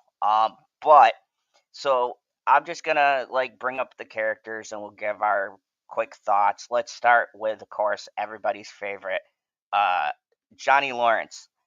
Excellent, loved him, great stuff. What'd you guys think? You think he was used pretty He's well? still the main character of the show. Like, the show would not be Cobra Kai without Johnny Lawrence. He's the Hands most down, I agree. integral part. And he's going to be the father of 3 children. What a crazy son of a bitch. Like the surrogate father of yeah, okay, I see it. I was They're like getting 3, married. He's going to be Miguel's stepdad, right? That's right? true. That's a great stepdad. And he's already, and the other 2 are biological. So come on now. Yeah, okay. I had to think about that for a second. I'm like, oh, yeah, that checks out. Okay, Yeah, he's still a 10. still a Some 10. Okay, people say. let's go to LaRusso. I I'm mean, just. I didn't say anything, but okay, 10. Oh my Cool. goodness, there was like dead air. I thought you were gonna go. I go, oh, okay, he agrees with us. Okay, Johnny Mhm. Lawrence, quick rundown. What do you think? 10. Okay, let's move on. Okay, Johnny Lawrence, 10. Always good. Let's go to Danielle. Not good in this season at all. I feel like they did not know what to do with him this season. Uh, I was very disappointed in a lot of the storylines. I don't think they worked very well for him. I'd say a 5 this season. Honestly, I felt like they didn't know what to do with him, so they threw in that Miyagi thing, but To give it him something felt to do. to give him something to do. But it kind of just felt like he was there when you have Johnny. like the drama between them didn't hit for me until the final episode, which isn't good for the 5-season run. A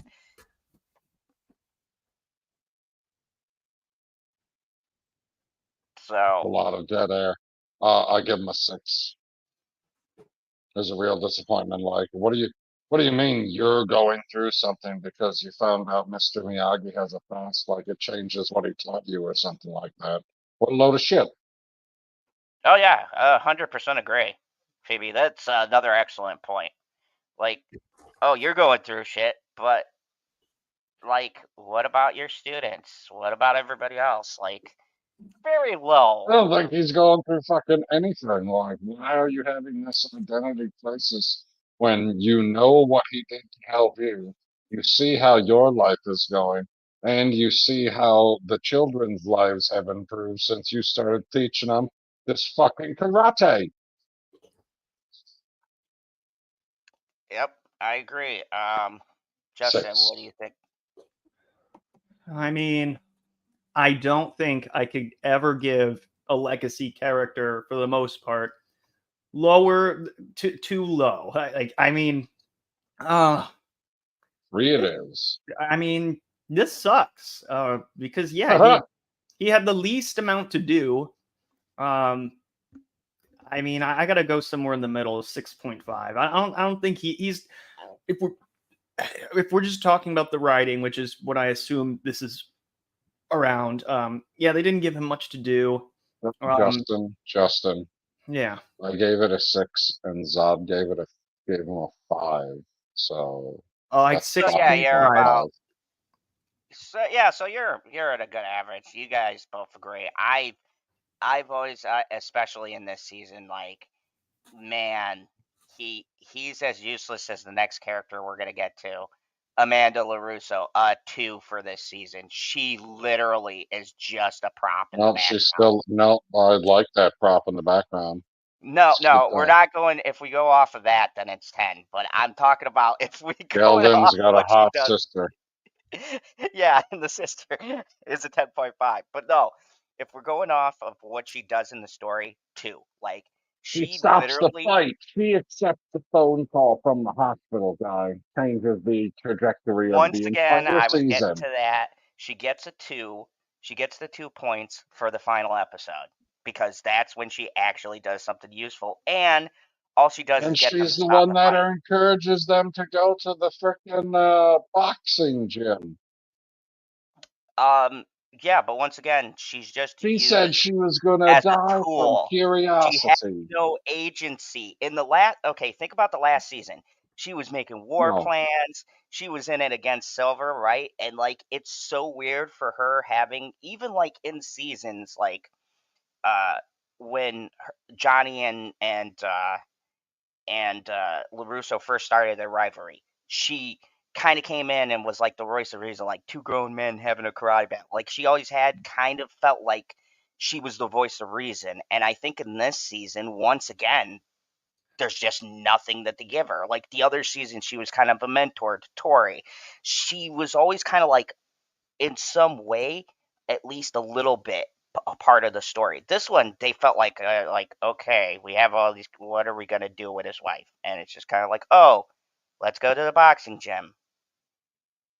Oh, well, you're acting like a bitch right now, Daniel. Like uh, that Balance. type of- she Remember, doesn't balance. do that. I know you're upset, but balance. It's like we've been through that before. We've had this conversation before.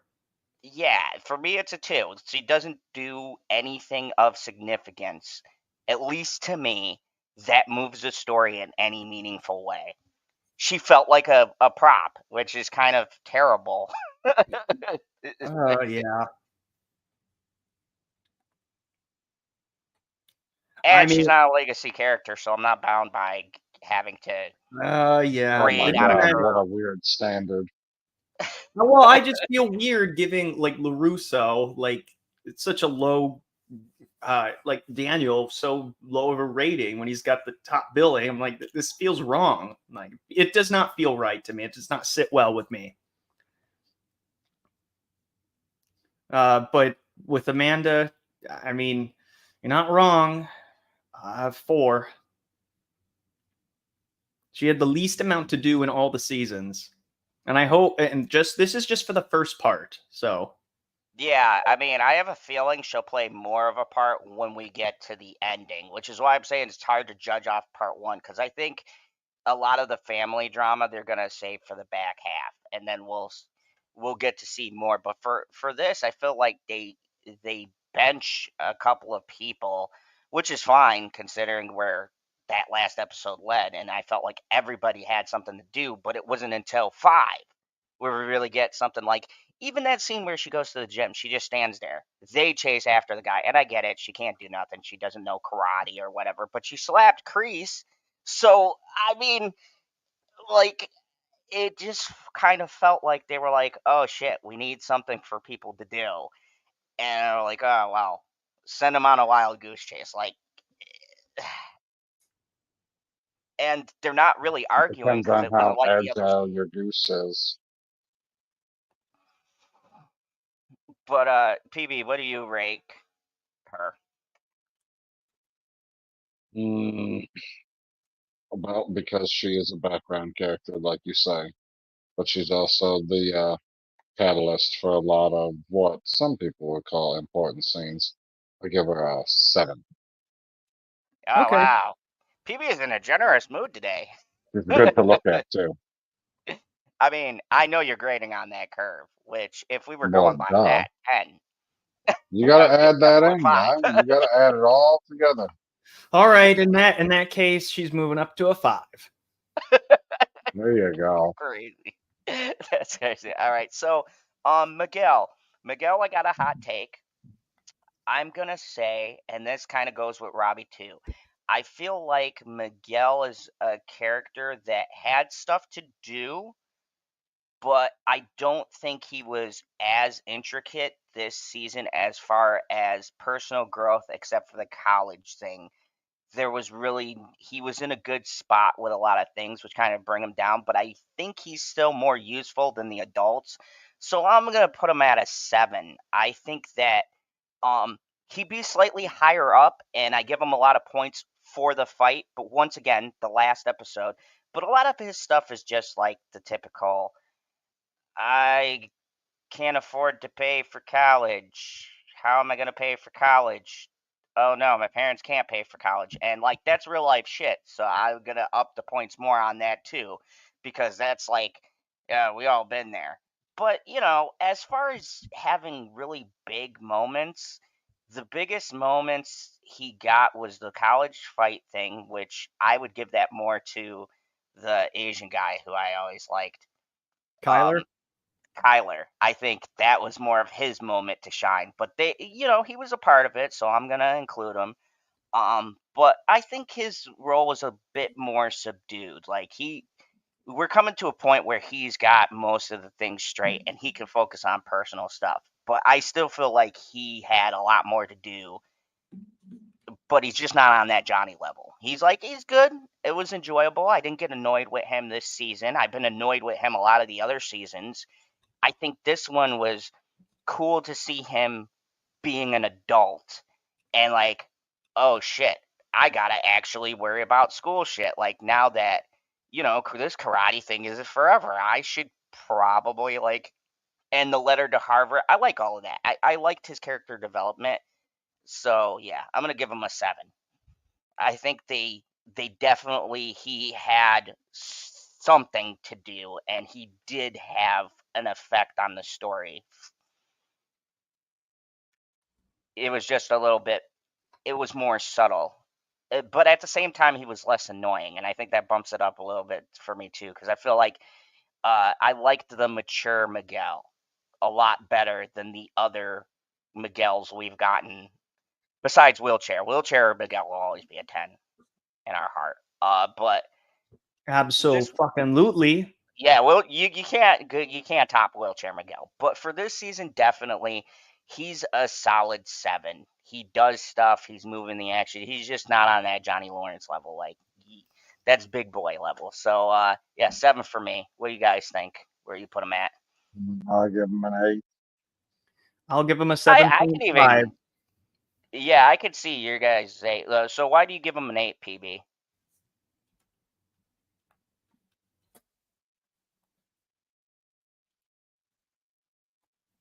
Go ahead. What do you want me to say? Oh, I was saying, why do you give him an 8? Sorry, I was zoned out for a moment. Who the fuck are we talking about? Miguel. Wheelchair Miguel. Yeah. Well, I give him an 8 because, like, I don't know, he's like the old statesman on the show now. Like, he done it all. He went everywhere. He went up to Mexico all by himself. I mean, the international traveler. What else do you want him to do? Now it's just a matter of, is he actually going to get first place in the tournament, or is he not going to get first place in the tournament? Because it really seems like he's going to end up getting first place because he's not a captain. Yeah, I'm really, that's the thing I like about this tournament. I honestly don't know who's going to take it, because it could be the next character. Oh wait, Jessica you gave it a 7.5, right? What was your reasons before I move on to the next person? Mature Miguel is like my third favorite Miguel. Right. I like Wheelchair Miguel's number 1. Number 2 is like season 1 to season 2 Miguel, where he's like kind of a wimp and then grows and becomes a badass. Then he gets humbled with season 3, and his struggles, I totally understand it. Although they rushed Wheelchair Miguel right out of the hospital a little too soon, and I was very disappointed, because that should last a little bit longer, but it's fine. It's fine. But Mature Miguel is up there because he's learned from his mistakes. He knows his limitations. And by this point, I would have been fine with him out of the wheelchair, like in 5, and not like 3, 4, but like end of 4. Yeah, we should have gone at least a season with him. That seemed like a pretty big event. I will always have a gripe with that. I think we were both on the same wavelength with that. Like, at least could have given it like one more season and then had a surprise. Like, there's a fight and he's doing a wheelchair fight and then he stands up, because we never got the wheelchair martial arts scene. He could have done it. Like just grab one of those very long poles and just smack the shit out of people. Oh That'd be yeah, great. yes. Yeah. I think that's the biggest mistake they made, is Mhm. we did not get a wheelchair martial arts scene. That would have took Cobra Kai to, like, as a series, 20 out of 20. 20 out of 10. Mhm. It would have made season 3 and 4 like my favorite seasons. So let's go to the next character, Robbie Keane. Once again, Robbie sits where Miguel sits. I kind of, like I said when I started with Miguel, I consider them a pair as far as personal growth. But with Robbie, I feel like he has slightly less to do than Miguel until you get to the fight. Like, pretty much everything is set with him. He's not even really going through the college thing. They briefly mention it, but Robbie feels more just there. Once again, solid 7. Um, he does do stuff, and he does have the thing with Kenny and his brother, but I feel like they could have, like PB said, with some things they kind of rushed through that were interesting. I feel like if they would have done a little bit more with that, it would have elevated him past Miguel slightly. But for me, they're both kind of on the same level with how much they have to do. So I'm going to give him a solid 7. Who's next? PB, Which character's next? Robbie. Robbie. Robbie's 9 now. Robbie's badass. He's in charge. He's a captain. Bringing people I together. forgot about I the did like captain, the so double I'll date amend thing. my The double score date 8. thing was good. I'll amend my score 8 because of, yeah, I forgot about the captain thing, and I'll go off the win. So yeah, 8, because that definitely bumps up what he has to do. So yeah, I'll give him an 8. He's This is gonna my bring Flurry back to the light side of it. So if My third favorite version of Miguel is mature Miguel. My favorite version of Robbie is this season 9. Mature Robbie is great. He's finally chill. He's not like getting all angry at people and shit like that. He's not going off the rails. He's already been to juvie. He's not doing this shit anymore. He's cleaned up his act, or is at least still trying to. I just hope they don't make him like they don't like reverse his character. Just like keep him where he's at. You just want him to be captain and not win the tournament? I'll see how it plays out. Honestly, I'm fine with any of the characters winning, but if I'm going to make a prediction, they're gonna throw us for a loop, and I'll tell you who it is, who I think. Oh, Hawk is winning, huh? Hold on. Hold on. What is that? What? What do you want me to hold on to? He's talking to Bitchy. Okay, fine. I'm sorry, I'm working out some stuff. You guys keep on talking. Okay. I just need a minute. Okay. Well, he's just in control of the stream. He just is the one that had the character list, but I suppose we can just keep talking about the characters. So, what did you think about Kenny? about who? Kenny. Any of them? Well, the next one. Kenny with a K. Kenny. Kenny. Oh, okay, we could do Kenny. Kenny. Oh, he's trying. He's still like in his adolescent phase, but honestly, I actually liked his brother more than I liked Kenny. Oddly enough. Oh, for sure, that was an easy choice. Yeah, but Kenny's still like getting picked on and bullied, and people taking advantage of him. He's the little guy the little engine that never could. That's what Kenny is. He's the little engine that never could. Okay, we jumped ahead. So, what do you guys all come to the consensus so we can move on to the worst character of the show? Robbie, I gave him a 9. So you gave him. I gave him an 8. PB gave him a 7. Yeah. Okay, Samantha LaRusso 1, -1. Most pointless season she's like. I've hated her. But the PTSD thing was, at least she was doing something. Even the stupid thing rivalry, which Tori was totally right because she stole her man just now. I don't care what you say, she's a bitch. But anyways, at least in that mode, she was doing shit. This season, totally fucking useless. No point. The only use she has is to be a catalyst for Tori's story at the very end. But in essence, she does nothing but trying to be BFF with Tori. Like literally, yeah, when I think about it, every scene is really just to highlight Tori's journey, because even in those scenes, it's more of a we get a sense for how far Tori's come. But for me, this season, she is less than a character, and I already never liked her. But at least I can acknowledge in the other seasons she did shit. This season, totally fucking useless. -1. I can't. I think you could take her out of every scene and put somebody else talking to Tori and still get the same exact result. Don't like her. I would even say her brother was more useful in this season, and he did just Oh, you stole my thunder, you son of a bitch. Yeah, so yeah, -1. I did not like Samantha. It reaffirms why I don't like her as a character in general, because when she's not being bitchy and like thinking she's right and people putting her on a pedestal, then she doesn't have a character at all. And now with her being cool with Miguel and their relationship being stable, what is she? She's just the girlfriend that does martial arts.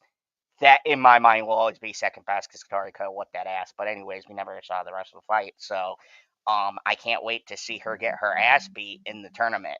But no, I've always hated this character, but now she's a character I hate with no purpose. -1. Or 0. I'll just go with 0. Wow, a 0. 0 out of Holy. 10. If there's Oh ever a boy. point, he is more pointless than LaRusso's wife, because at least, like PB said, she took them somewhere. And like, yeah, she was a prop, but we can say, oh, she at least had conversations. Samantha does fucking nothing in these first, nothing. Watch the episodes again. I watched them twice. Literally, you could take out everything that Samantha says or does, sub in another character for the parts with Tori, and you wouldn't miss anything. She might as well have just not been in the show. 0. Wow. Seems pretty harsh.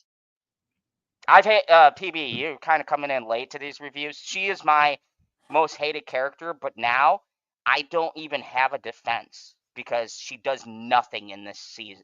She is the ultimate child of nepotism. She gets it too. I can't believe I'm I don't saying know this. what does she do?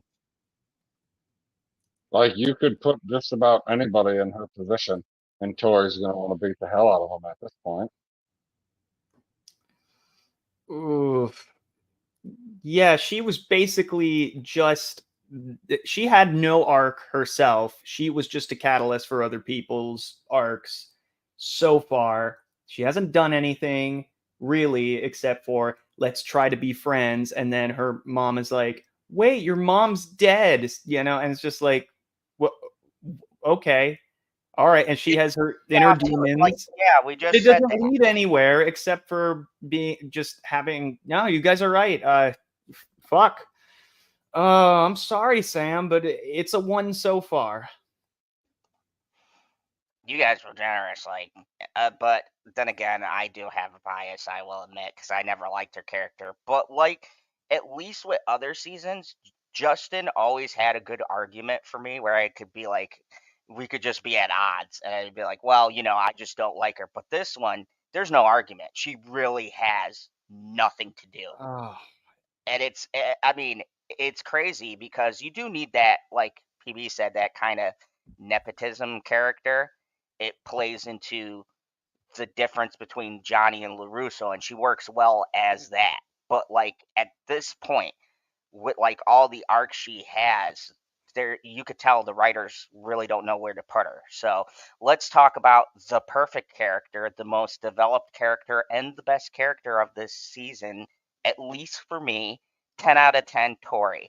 This is the craziest amount of character growth I've ever seen a show do in just 5 episodes. The writing for her is crazy good this season. And everything, I rewatched the episodes, and even from 1 to 4, it's like you can see how she keeps evolving and changing. Every side conversation she has, she is one of, like Johnny, the characters that is driving this show, for me at least. And I'm legitimately interested to see now part 2, because I want her to come back to the light side. Like, she has the best character arc. She does the most. She has so many different interactions with everyone. She drives, like PB said, Robbie to win the captain, which bumped him up to an 8, uh, which PB talked me into. Good job, PB. But yeah, she literally drove Robbie's character. But it's not like with uh, Amanda, where she's just kind of there. She drove Robbie by actually fucking being a character and their interactions. And you could see where he's trying to reach her. Like, just their relationship is so much better than Miguel and Amanda. Like, their relationship, as far as Robbie and Tori's relationship, feels the most uh, real life kind of relationship in this world. Just perfect. Her writing was perfect. She literally makes the last episode. She is that entire last episode. And she got tears from me. So 10 out of 10. Perfect writing. I can't wait to see where they go with her and how her whole story ends.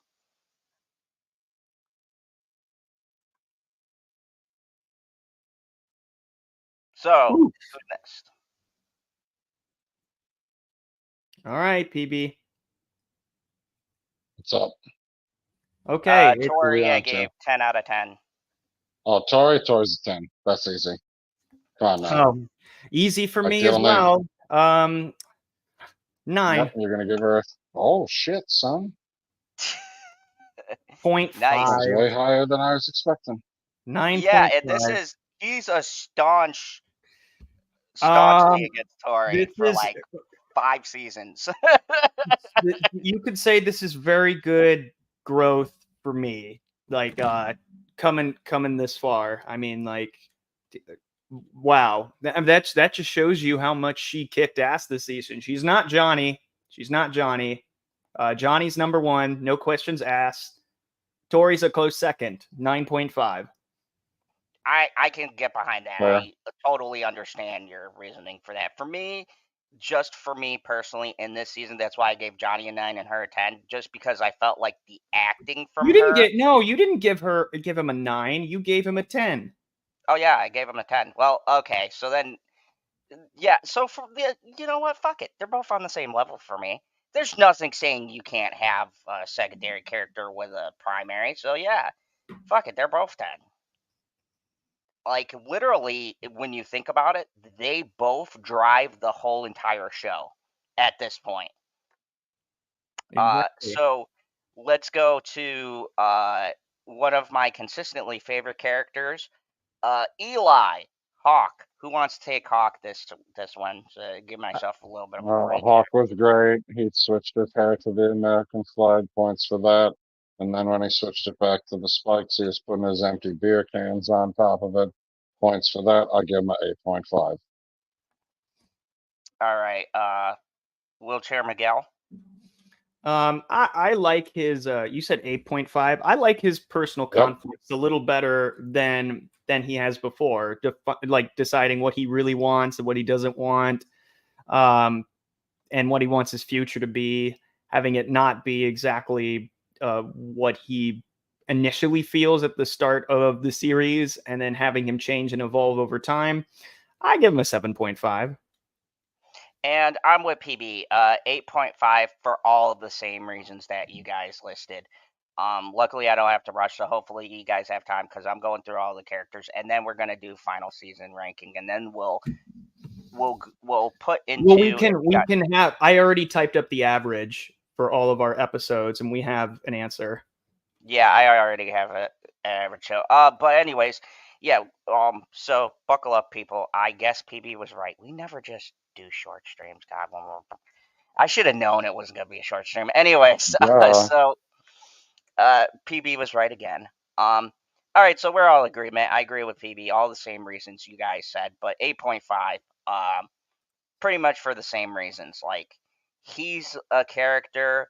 He's the prime example of a good background character, like a good one where, like, yeah, he's not front and center, but the subplots they make it interesting, where you're taking that break from the other main stars.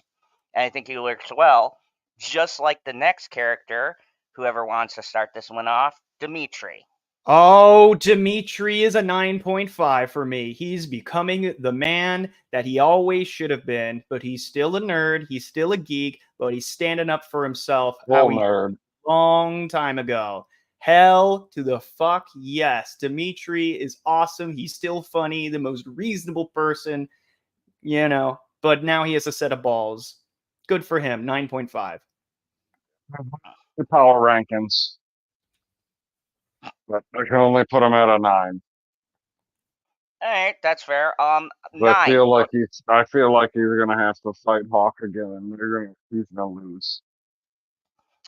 Yeah, same reasons that all you guys said. 9. I think that um, out of him and Hawk, I think Dimitri's growth has been the most interesting because we've seen the adverse. But unlike Hawk, he didn't necessarily become a bully, and his points and reasonings for why he's upset makes sense, like Justin was saying. Um, but it's an argument that's the first good conflict we got that makes sense why they would be at odds. Like, I understand both sides, and that's the mark of good writing. Like, where you can go, I see where both characters are coming from, and then you pick which one. But I'm giving him a 9 because he still got the hottest girl in Cobra Kai. Like, I think Tori's super hot, Despite but all that girl, odds. the bitchy girl he's with, like, it's like, bro. Even she seems like she's toned down a bit, which is nice. Yeah, so I mean, definitely just off of like getting her a 9. Okay, a very interesting one. Kenny, I guess I'll go for this one. Kenny, I have never been a big Kenny fan till about season 5. Strangely enough, even though bitchy, annoying characters tend to annoy me, I liked that he beat the shit out of LaRusso's son. And then this one, I like the concept of them dealing with someone betraying you and you know you're wrong, but you don't know how to say it. I still like, though, that he's arrogant in a lot of ways and he didn't lose that. And I loved the interaction between him and his brother. While he didn't get as much development as the prior season, I still feel like him jumping ship made sense. And I still liked him having to be humbled by shitting his pants. I know some people didn't like that. I thought it was great because That I was the thought, funniest part of the series so far, yeah, or of I the thought season. I Yeah. thought it was great for him because he did have potential to be on the team. Honestly, if it like 100%, and I kind of like he was taken down a peg. I just think the writing with Kenny has been super strong. Uh, since they've introduced him, they haven't really dropped the ball, and I feel like they've known what to do with him, and it's a good way to kind of get him out and focus on the main characters. It didn't feel like they're just benching him for no reason. It was like he had his own little arc in this. I thought it was nice. Not as high as Unlike a lot everyone of else, other but characters. I give him a 7.5.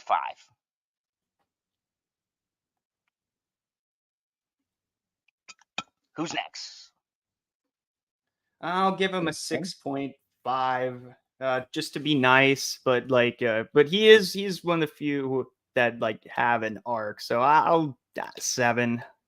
Yeah, he shat his Oh, pants I for our was. amusement. So okay. It was quite hilarious. Like points for that. That was. I would love to know if they were just like, okay, so we want you to put your hand on your ass and waddle towards that porta john over there, and we're gonna film it, and we're gonna add some sound effects. You're gonna really appreciate it. And the nerd character like taking up his time, like it's taking his time in the Right. bathroom. And he's like, "What happened?" It's like you. Everyone's been there where they really have to use the restroom, and some bitch is like, "Hey, I'm taking my time." Oh, that was funny. Okay, That's so why he gets a 7. yep, You give him a 7.5 for 7? me. So let's go to this is going to be an interesting one because despite my gripes, I'm still going to shock you guys. And Crease, I can't give lower than um an 8. Like, even though I didn't like the storylines, we're just going on characters in this section. And for me, his character didn't change. I just didn't like the stories they put him in. But Kreese is still Kreese. He's still manipulating people. He's still doing them fucked up drills and getting into people's heads. And I think as a character, he hasn't changed. They just put him in really bad storylines. But the actor is still giving it 100%. I think him showing up before um, Tori's mom dies and planting that seed is such a Kreese move. And there was a theory that someone threw out here earlier where they think that maybe Kreese killed Tori's mom. And if that's the case, that's really fucked up. I would actually like that idea. Like, he makes it look like she died, but they said it was an embolism, so I don't see how they would work that. But Well, making him a murderer. I mean, he has those It violent wouldn't be tendencies. far He's from what done he. this. He's done these sort of things in the past. Yeah, so I mean, but no, I think as the character, he hasn't changed much. I put him at an 8 because for me at least, he doesn't impact the story. I know that PB liked it, and you guys are all right. Well, just agree with me, but as a character, just as a character, he's still in the top echelon. Like he's still your main villain. So I'm gonna give him an 8.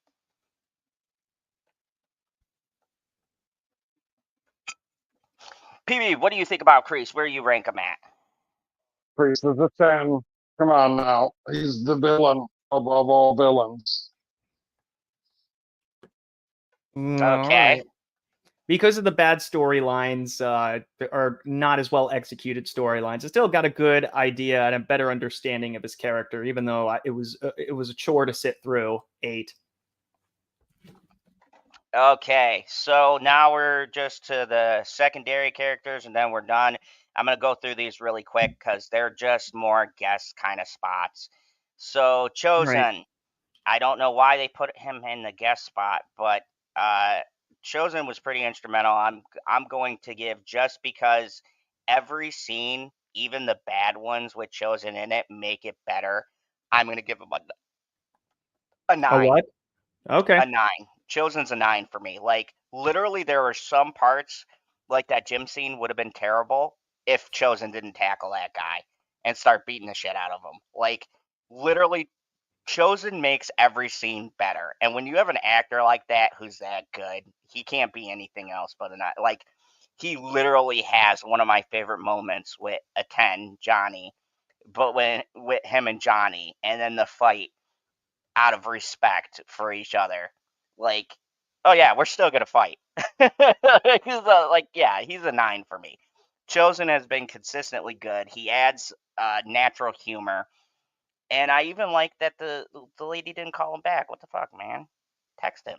Yeah, Jeez. what the hell? Kimiko is a fucking bitch. Yeah, man, I ain't Look, feeling with look, Kamiko is yeah, hurting my what the man hell's Chosen's wrong with feelings. her? Like, I mean, I get it, but at the same time, like, okay. Dude, Chosen's a catch for anyone, but 9. 9 for Chosen. Definitely a 9. Mr. PB, where you put Chosen at? Hmm. That's tough.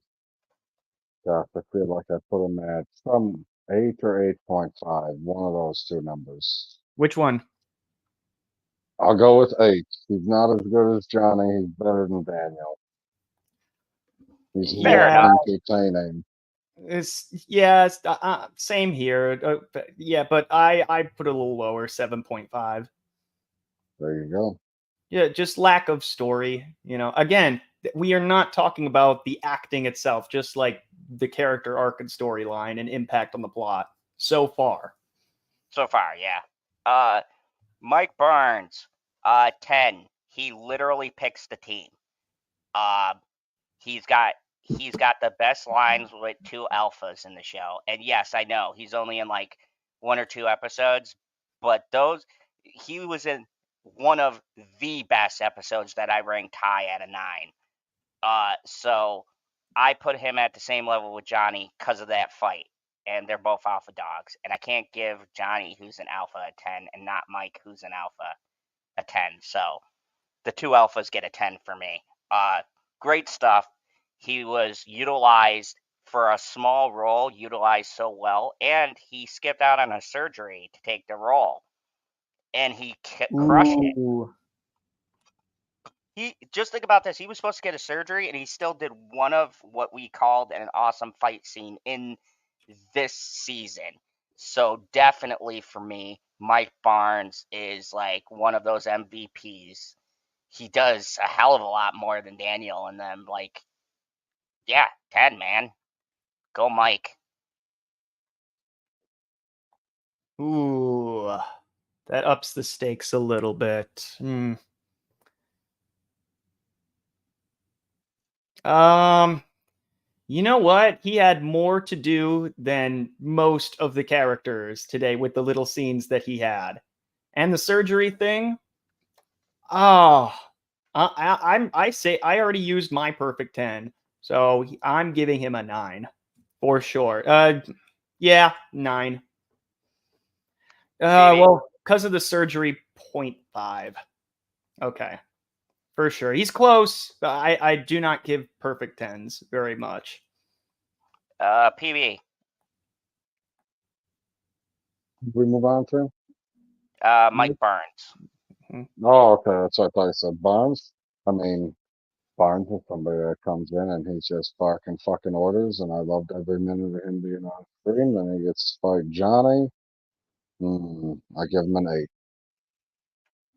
Oh, cool. All right. So 10, 8, and then 9.5. Like, very, very scores here. I like it. Okay. So Devin, the brother of Kenny. You guys could start this one off. What's he in one fucking scene? 2 scenes? 2 scenes, yeah. And he has a fight. We didn't even do Kenny yet, Yeah, did we did we? Kenny, Oh, like, we did. the main Okay. stars. Okay. Now we're doing The bro just the the brother substar. the brother I give a solid 5. Justin, where do you land? Yeah, 5. Same reason. Yeah, 5. Yeah, same thing. I agree with you guys. 5. He He had does it. one good moment. He had one good moment. He had that good speech, but he is the definition of a guest star. Uh, okay, Stingray. I'm gonna grade on a curve here because I've always loved Stingray. I know Justin's gonna go criminally low, so I'm gonna balance this out. I would give Stingray a 6 because, like, I understand the 5s because Devin didn't do much, but he's just hilarious. And um, if we never see him, I think it's perfect to leave him being inappropriate again by teaching kids who the hell trust their kids with that dude. But yeah, I've always just find him just a great guest star, one-off character who just comes in and does goofy shit, and you get a good laugh.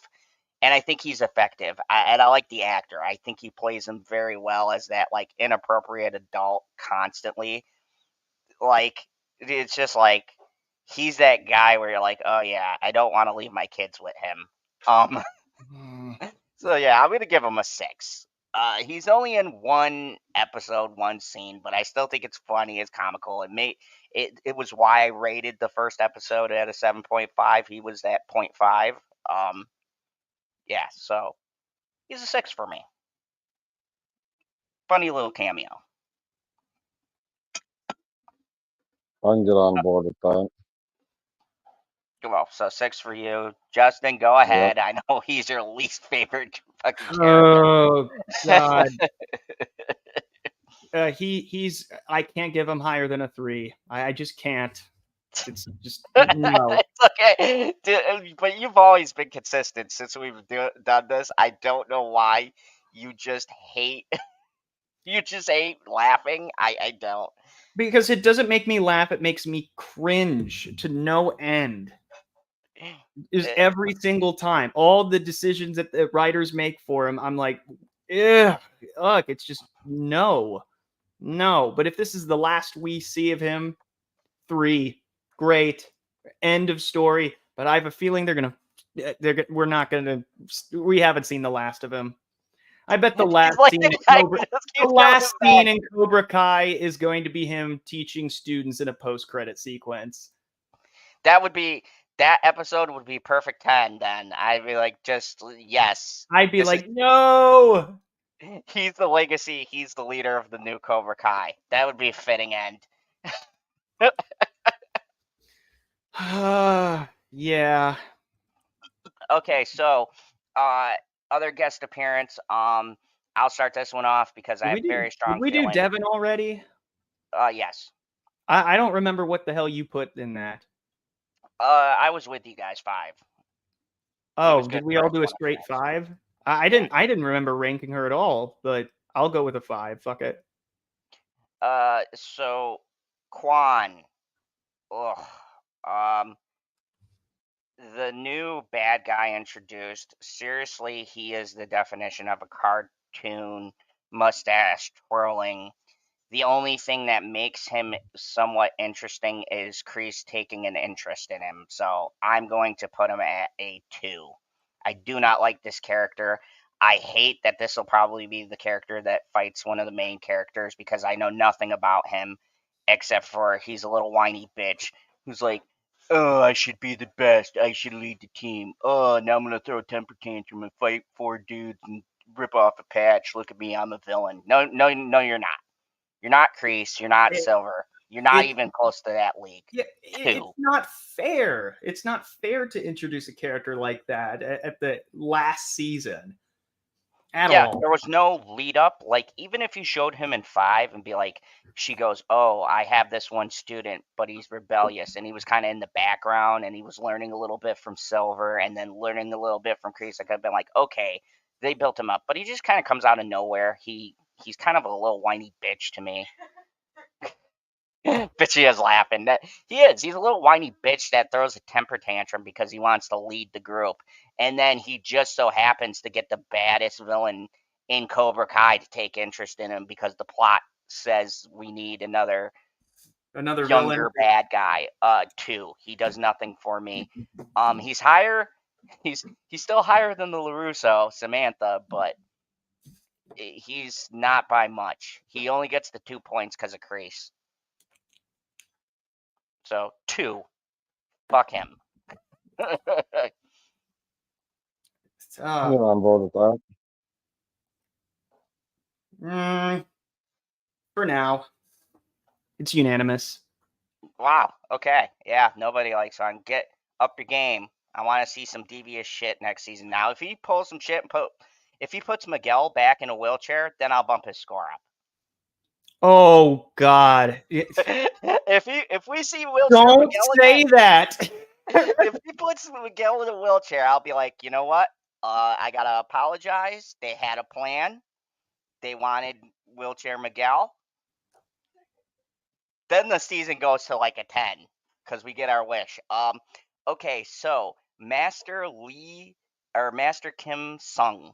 I am going to give this man a 9 just because he's like 100 years old and he's the first person we see that just hits Kreese and Kreese doesn't do nothing. It's like the student master relationship, which I was in martial arts and I know like how that goes. And yeah, this dude is fucking fantastic as that old cranky martial artist who won't die, who lives in a fucking hut, who's like 200 years old because my man was around for the fucking Vietnam War. And I think he was 100 then because he still had gray hair and a long beard. It's that clean living, I guess. I don't know. He's got to be like 150. I have no clue, but I just love like those random masters who appear who are super fucking strict, and you see why the villain is the way they are. And I just love everything. Like I love Bond. He basically sends him on a quest for Grease to die. Like he's like that cranky old fuck. He's like every cranky old person in these kinds of shows. So yeah, I'm gonna give him a 9. He's like probably one of my favorite guest appearances, and they've built him up from the different seasons because we've seen this master like 2 or 3 different other times throughout the show. So he just didn't come out of nowhere. And I just like his interactions with Kreese. Those were probably the best moments in that storyline. So yeah, I'm gonna give him a 9. Okay. Sounds like a good score. I'll go 1 point lower. 8. And I'll put 1 point lower than PB. 9, Oh 8, gosh. and then 7. Only because yes, badass, but also he's affiliated with the boring scenes. 7. I mean, that's fair. I bumped him up to 9 because he made the boring scenes interesting for me. So I'm It was still boring. I'm on the opposite end because like I just was like, oh okay. I just love when he just fucking strikes him with the cane like out of nowhere. I was like, that's such an old man move. fucking hits him in the gut with his cane. It's like, All right. he is the epitome of that old karate master. But another MVP only had one episode, but it was, we all agreed, one of our favorite scenes. It has PB's favorite hawk hairstyle. Kyler. I'm gonna give Kyler, because I feel like this season, more than anything else, we actually saw a different side besides the frat boy thing. Like, he actually has layers, and he's not a complete idiot. He has a good heart to heart with Miguel, which shocked the shit out of me. But he was still like that, like, and he has one of the best lines in this season. Where he's like, "Don't you know I know karate, bitch?" Like, That was a good that line. that was a great line. That's when Perp talks about quotables. That's probably one of the standout lines in the show, honestly, because the way they set it up. Absolutely. So I'm going to give him a 9.5. I Ooh. can't go 10, but I almost want to be there, because I I just think it's cool. They only have him. He's the prime example of a good support character. He's only in one episode, but he moves so much, and he has so much growth from when we saw him in the other seasons to him being in college. Like, great example of their sharp writing. 9.5. 9.5? Holy shit. Oh yeah. I can't I don't think I can go that high, guy. That's crazy. I can go 8.5. fair. Yeah, He's and I only can. in one episode. Yeah, and I can only give him as much. If this is his entire arc, good job, guys. No more Kyler. That's the end of it. 8. See, There you I'm go. going higher than you guys, because if this is the only episode we 'Cause get you're of him, insane. I think that's a good way to end his story. If you look at where he started, from being the bully to then join Cobra Kai, to being in Silver's team, to finally getting into college and then standing up for himself, and then kind of showing that side that he's not as stupid as he comes off as. I just think, like, how they handled his character for literally being the definition of a support character. He he goes out with a bang. Like, I'd be happy if this is the last we ever saw of his character. So would I. It's Okay, Anthony LaRusso. I put him with the sister, but slightly higher, because I hate her more. So 1. Yeah, the Karate kids really suck. Yeah, a 1. He does nothing. He loses. They tried to he get like loses He's and Sunday. got the one moment of hope, and then he's all fucking sour about it. I'll give him a 2. Yeah, I I'm think. you know what? I always hated him, but he's become a lot less intolerable over the years. I give him Oh, a 3. oh Oh my wow, God. you would have guts the grade on that one. I thought for sure you'd be on team 1, or 2. Okay. No, yeah. I mean, he's a 3. He's gotten like 2 whole points since we first saw him in the first season.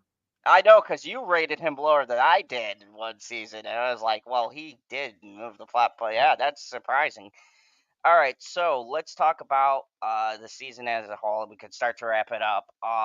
Oh, well, there's one more character, Kim Da-een or whatever, the lady. Oh yeah. I'm gonna say Kim. Keb, yes. Not Master Kim. Too many Kims in this season. Matt, yes. No, that's Sensei. No, that's the sensei. You're talking about the female Korean lady, aren't you? Yes. Yes. I Yeah, forget. she's a Sensei. Oh yeah, Kim Dunny. I don't know why I skipped her. Sorry about that. Yeah. Her I'm going to give a 5. I think she does more than Be a the villain. wife does, but she's kind of more in the background. She's not as in this season as she was with Silver. I'm disappointed she didn't have any fight scenes, but she is good looking, so 5. I agree with that. I'll go 6. I'm gonna go 4. Way to go, Wow, Zob. we've You been win. out. This was definitely not our tier list. Check out our villain tier list if you want to see us getting along and then agreeing with each other. All Some right, people so have this said is we Crazy. do on the channel. all right. So this is what I'm going. So now I'm gonna say what the characters were from worst to best. We have Sam at the very bottom. Yeah. Then we have Quan and Anthony LaRusso tied for second worst. Then we have Amanda at 4.67. Then God, we the have LaRussos really suck. Kim Dean is a 5, tied with Stingray, a 5 because of you clowns, and tied with Devin, who is a 5. Also tied with Sean, Kenny's brother, at a 5. What are our priorities here? And then after that is Daniel, holy fucking shit, at a 5.83. Then we have Kenny, what the fuck, at 7.167. That's sad. Kenny actually was better than all of the LaRussos this season. That's sad. Then we As Kenny have he had should be. more progression. and then we have Miguel at 7.5. Master Kim at an 8. Then we have another tie, Hawk and Chosen, 8.167. As And it should then be. and then a three-way tie between Kreese, Robbie, and Kyler, 8.67. Go Kyler, right where he should be. And then Kyler stuck in there. and number 3 is tied with a 9.167. It's a tie between Mike Barnes and Dimitri. Wow. Dude, the secondary characters really put in work this season. Can we just say that? Like, the secondary characters are really pulling their weight. That's crazy. It really is, but not so surprising. And then number 2 is Tori with a 9.83. You're welcome. And Johnny is a straight 10. Yeah, I mean, were we surprised? Like, What? What'd you say? Say Cobra Kai never die. Never dies. yeah, so that sounds about right. So let's go to the final season ranking. So far, So far, we have the average. We have an average. So Perfect. going to the episode. So this is where these episode rank. They all rank. So far, episode 3 is the worst at a 6. Episode 2 is a 6.67. And then we have episode 1 at 7.5, episode 4 at a 9, and episode 5 is a 9.67, which, rounding up all those, the total for season 6, part 1, is 7.76. so let's just round out and say 8. Even a season that we consider, I would consider this if we were doing our tier ranking now. I would consider this the weakest season if we were just going by part 1 and not counting it as a whole. But when we do our ranking, we're gonna include all of them because we got to count all 15. I'll make sure that episodes, these rankings stay. And put them in the file folder. It is But, well, already there. Yeah, but if we were just going, if this was just a season, keep in mind we're still at an 8 for a season where we had a lot of more issues. 7.76. Well, I'm rounding up. If we're going, You would. Yes, if it's, it would be if we round up 8. It would be between a 7 and I 8. don't round. But we got an exact score. That's why he went down to a second decimal place. I mean, in general, this would still be pretty high. So for a television show that's been running this long, uh, make no mistake, I don't like. I've heard people say, "Oh, this season sucks," and I strongly disagree with that. I think you're nuts if you say that. I don't think it's lost its quality. I think there's some episodes that drop the ball, particularly episode 3, but I don't think it's bad season. The writing is still strong, and I think that the character development is still there for certain people. And I'm still wanting to know how it's going to all end. So in short, I don't think this is a waste of time. I think everybody can agree this is a good season of television. God, after watching the fucking Acolyte, anything's better. I was Um, watching the Acolyte earlier today. that is the question. Who is watching that? They're You're definitely Man. watching you guys. I watch it because people like to see me suffer. And rant. Uh, but yeah, this was a strong season, and I can't wait to do my my top 10 shows. It'll be interesting to see because a lot of shows are coming back to Netflix. We got Arcane, the final season, which Arcane is amazing. I'm going back through and watching season 1 again. The Stranger animated show. Mm. Oh my goodness, you guys and your it's animated, so it doesn't count. It's still dramatic and it's still more violent You're than. fucking dramatic. Who said it didn't count, dickweed? Hey, look, there's to be fair, I do like Invincible. So I don't hate all animated. Invincible. I don't hate all the animated shows, and I don't hate all superhero shows. He's the Porsche with no brain. But we've had some solid television. I mean, between this and The Boys, honestly, Cobra Kai is better than this season of The Boys, in my opinion. If I had to take the two side by side, because the first 3 Boys episode would be a lot lower than the first episodes of this. Even I'd love to counting get into episode that nitty gritty. the first 3 episodes of The Boys was not very good. But then, like Cobra Kai, the last 4 episodes really pulled it out of their ass, and especially the They last did. episode. Yeah, they really did. They The really last pulled episode kind of pissed me off because I was like, "You're so close. Why? Why?" Oh, last- you're a Newman fan? like Newman? no, just the fact that I think that's another discussion we have to have is season Yeah. 4 because I have a lot of issues Yeah, and I especially hate the shit they throw in about Trump. Like it got super fucking political, and the funny part is, Bitchy doesn't watch The Boys, but she comes in every now and again, and she's seen certain scenes, and so she was over my shoulder watching a little bit. She goes, "Wow, this feels different," and so she noticed it. So I think the politics. This was a example where the politics really dragged down the first 3 episodes. It really fucking dragged them almost into the mud, and I almost honestly stopped watching because I was getting legitimately pissed off. Especially they assassinated my boy Frenchie. They just fucked him in this season, like literally. They fucked his character. And she didn't die. No, just with the whole Don't say AR. assassinated then. No, they assassinated his character, not him. I mean, they assassinated his character development. They killed him as a character. That whole thing Oh, was he's just developed more than you could possibly imagine. um I committed murder!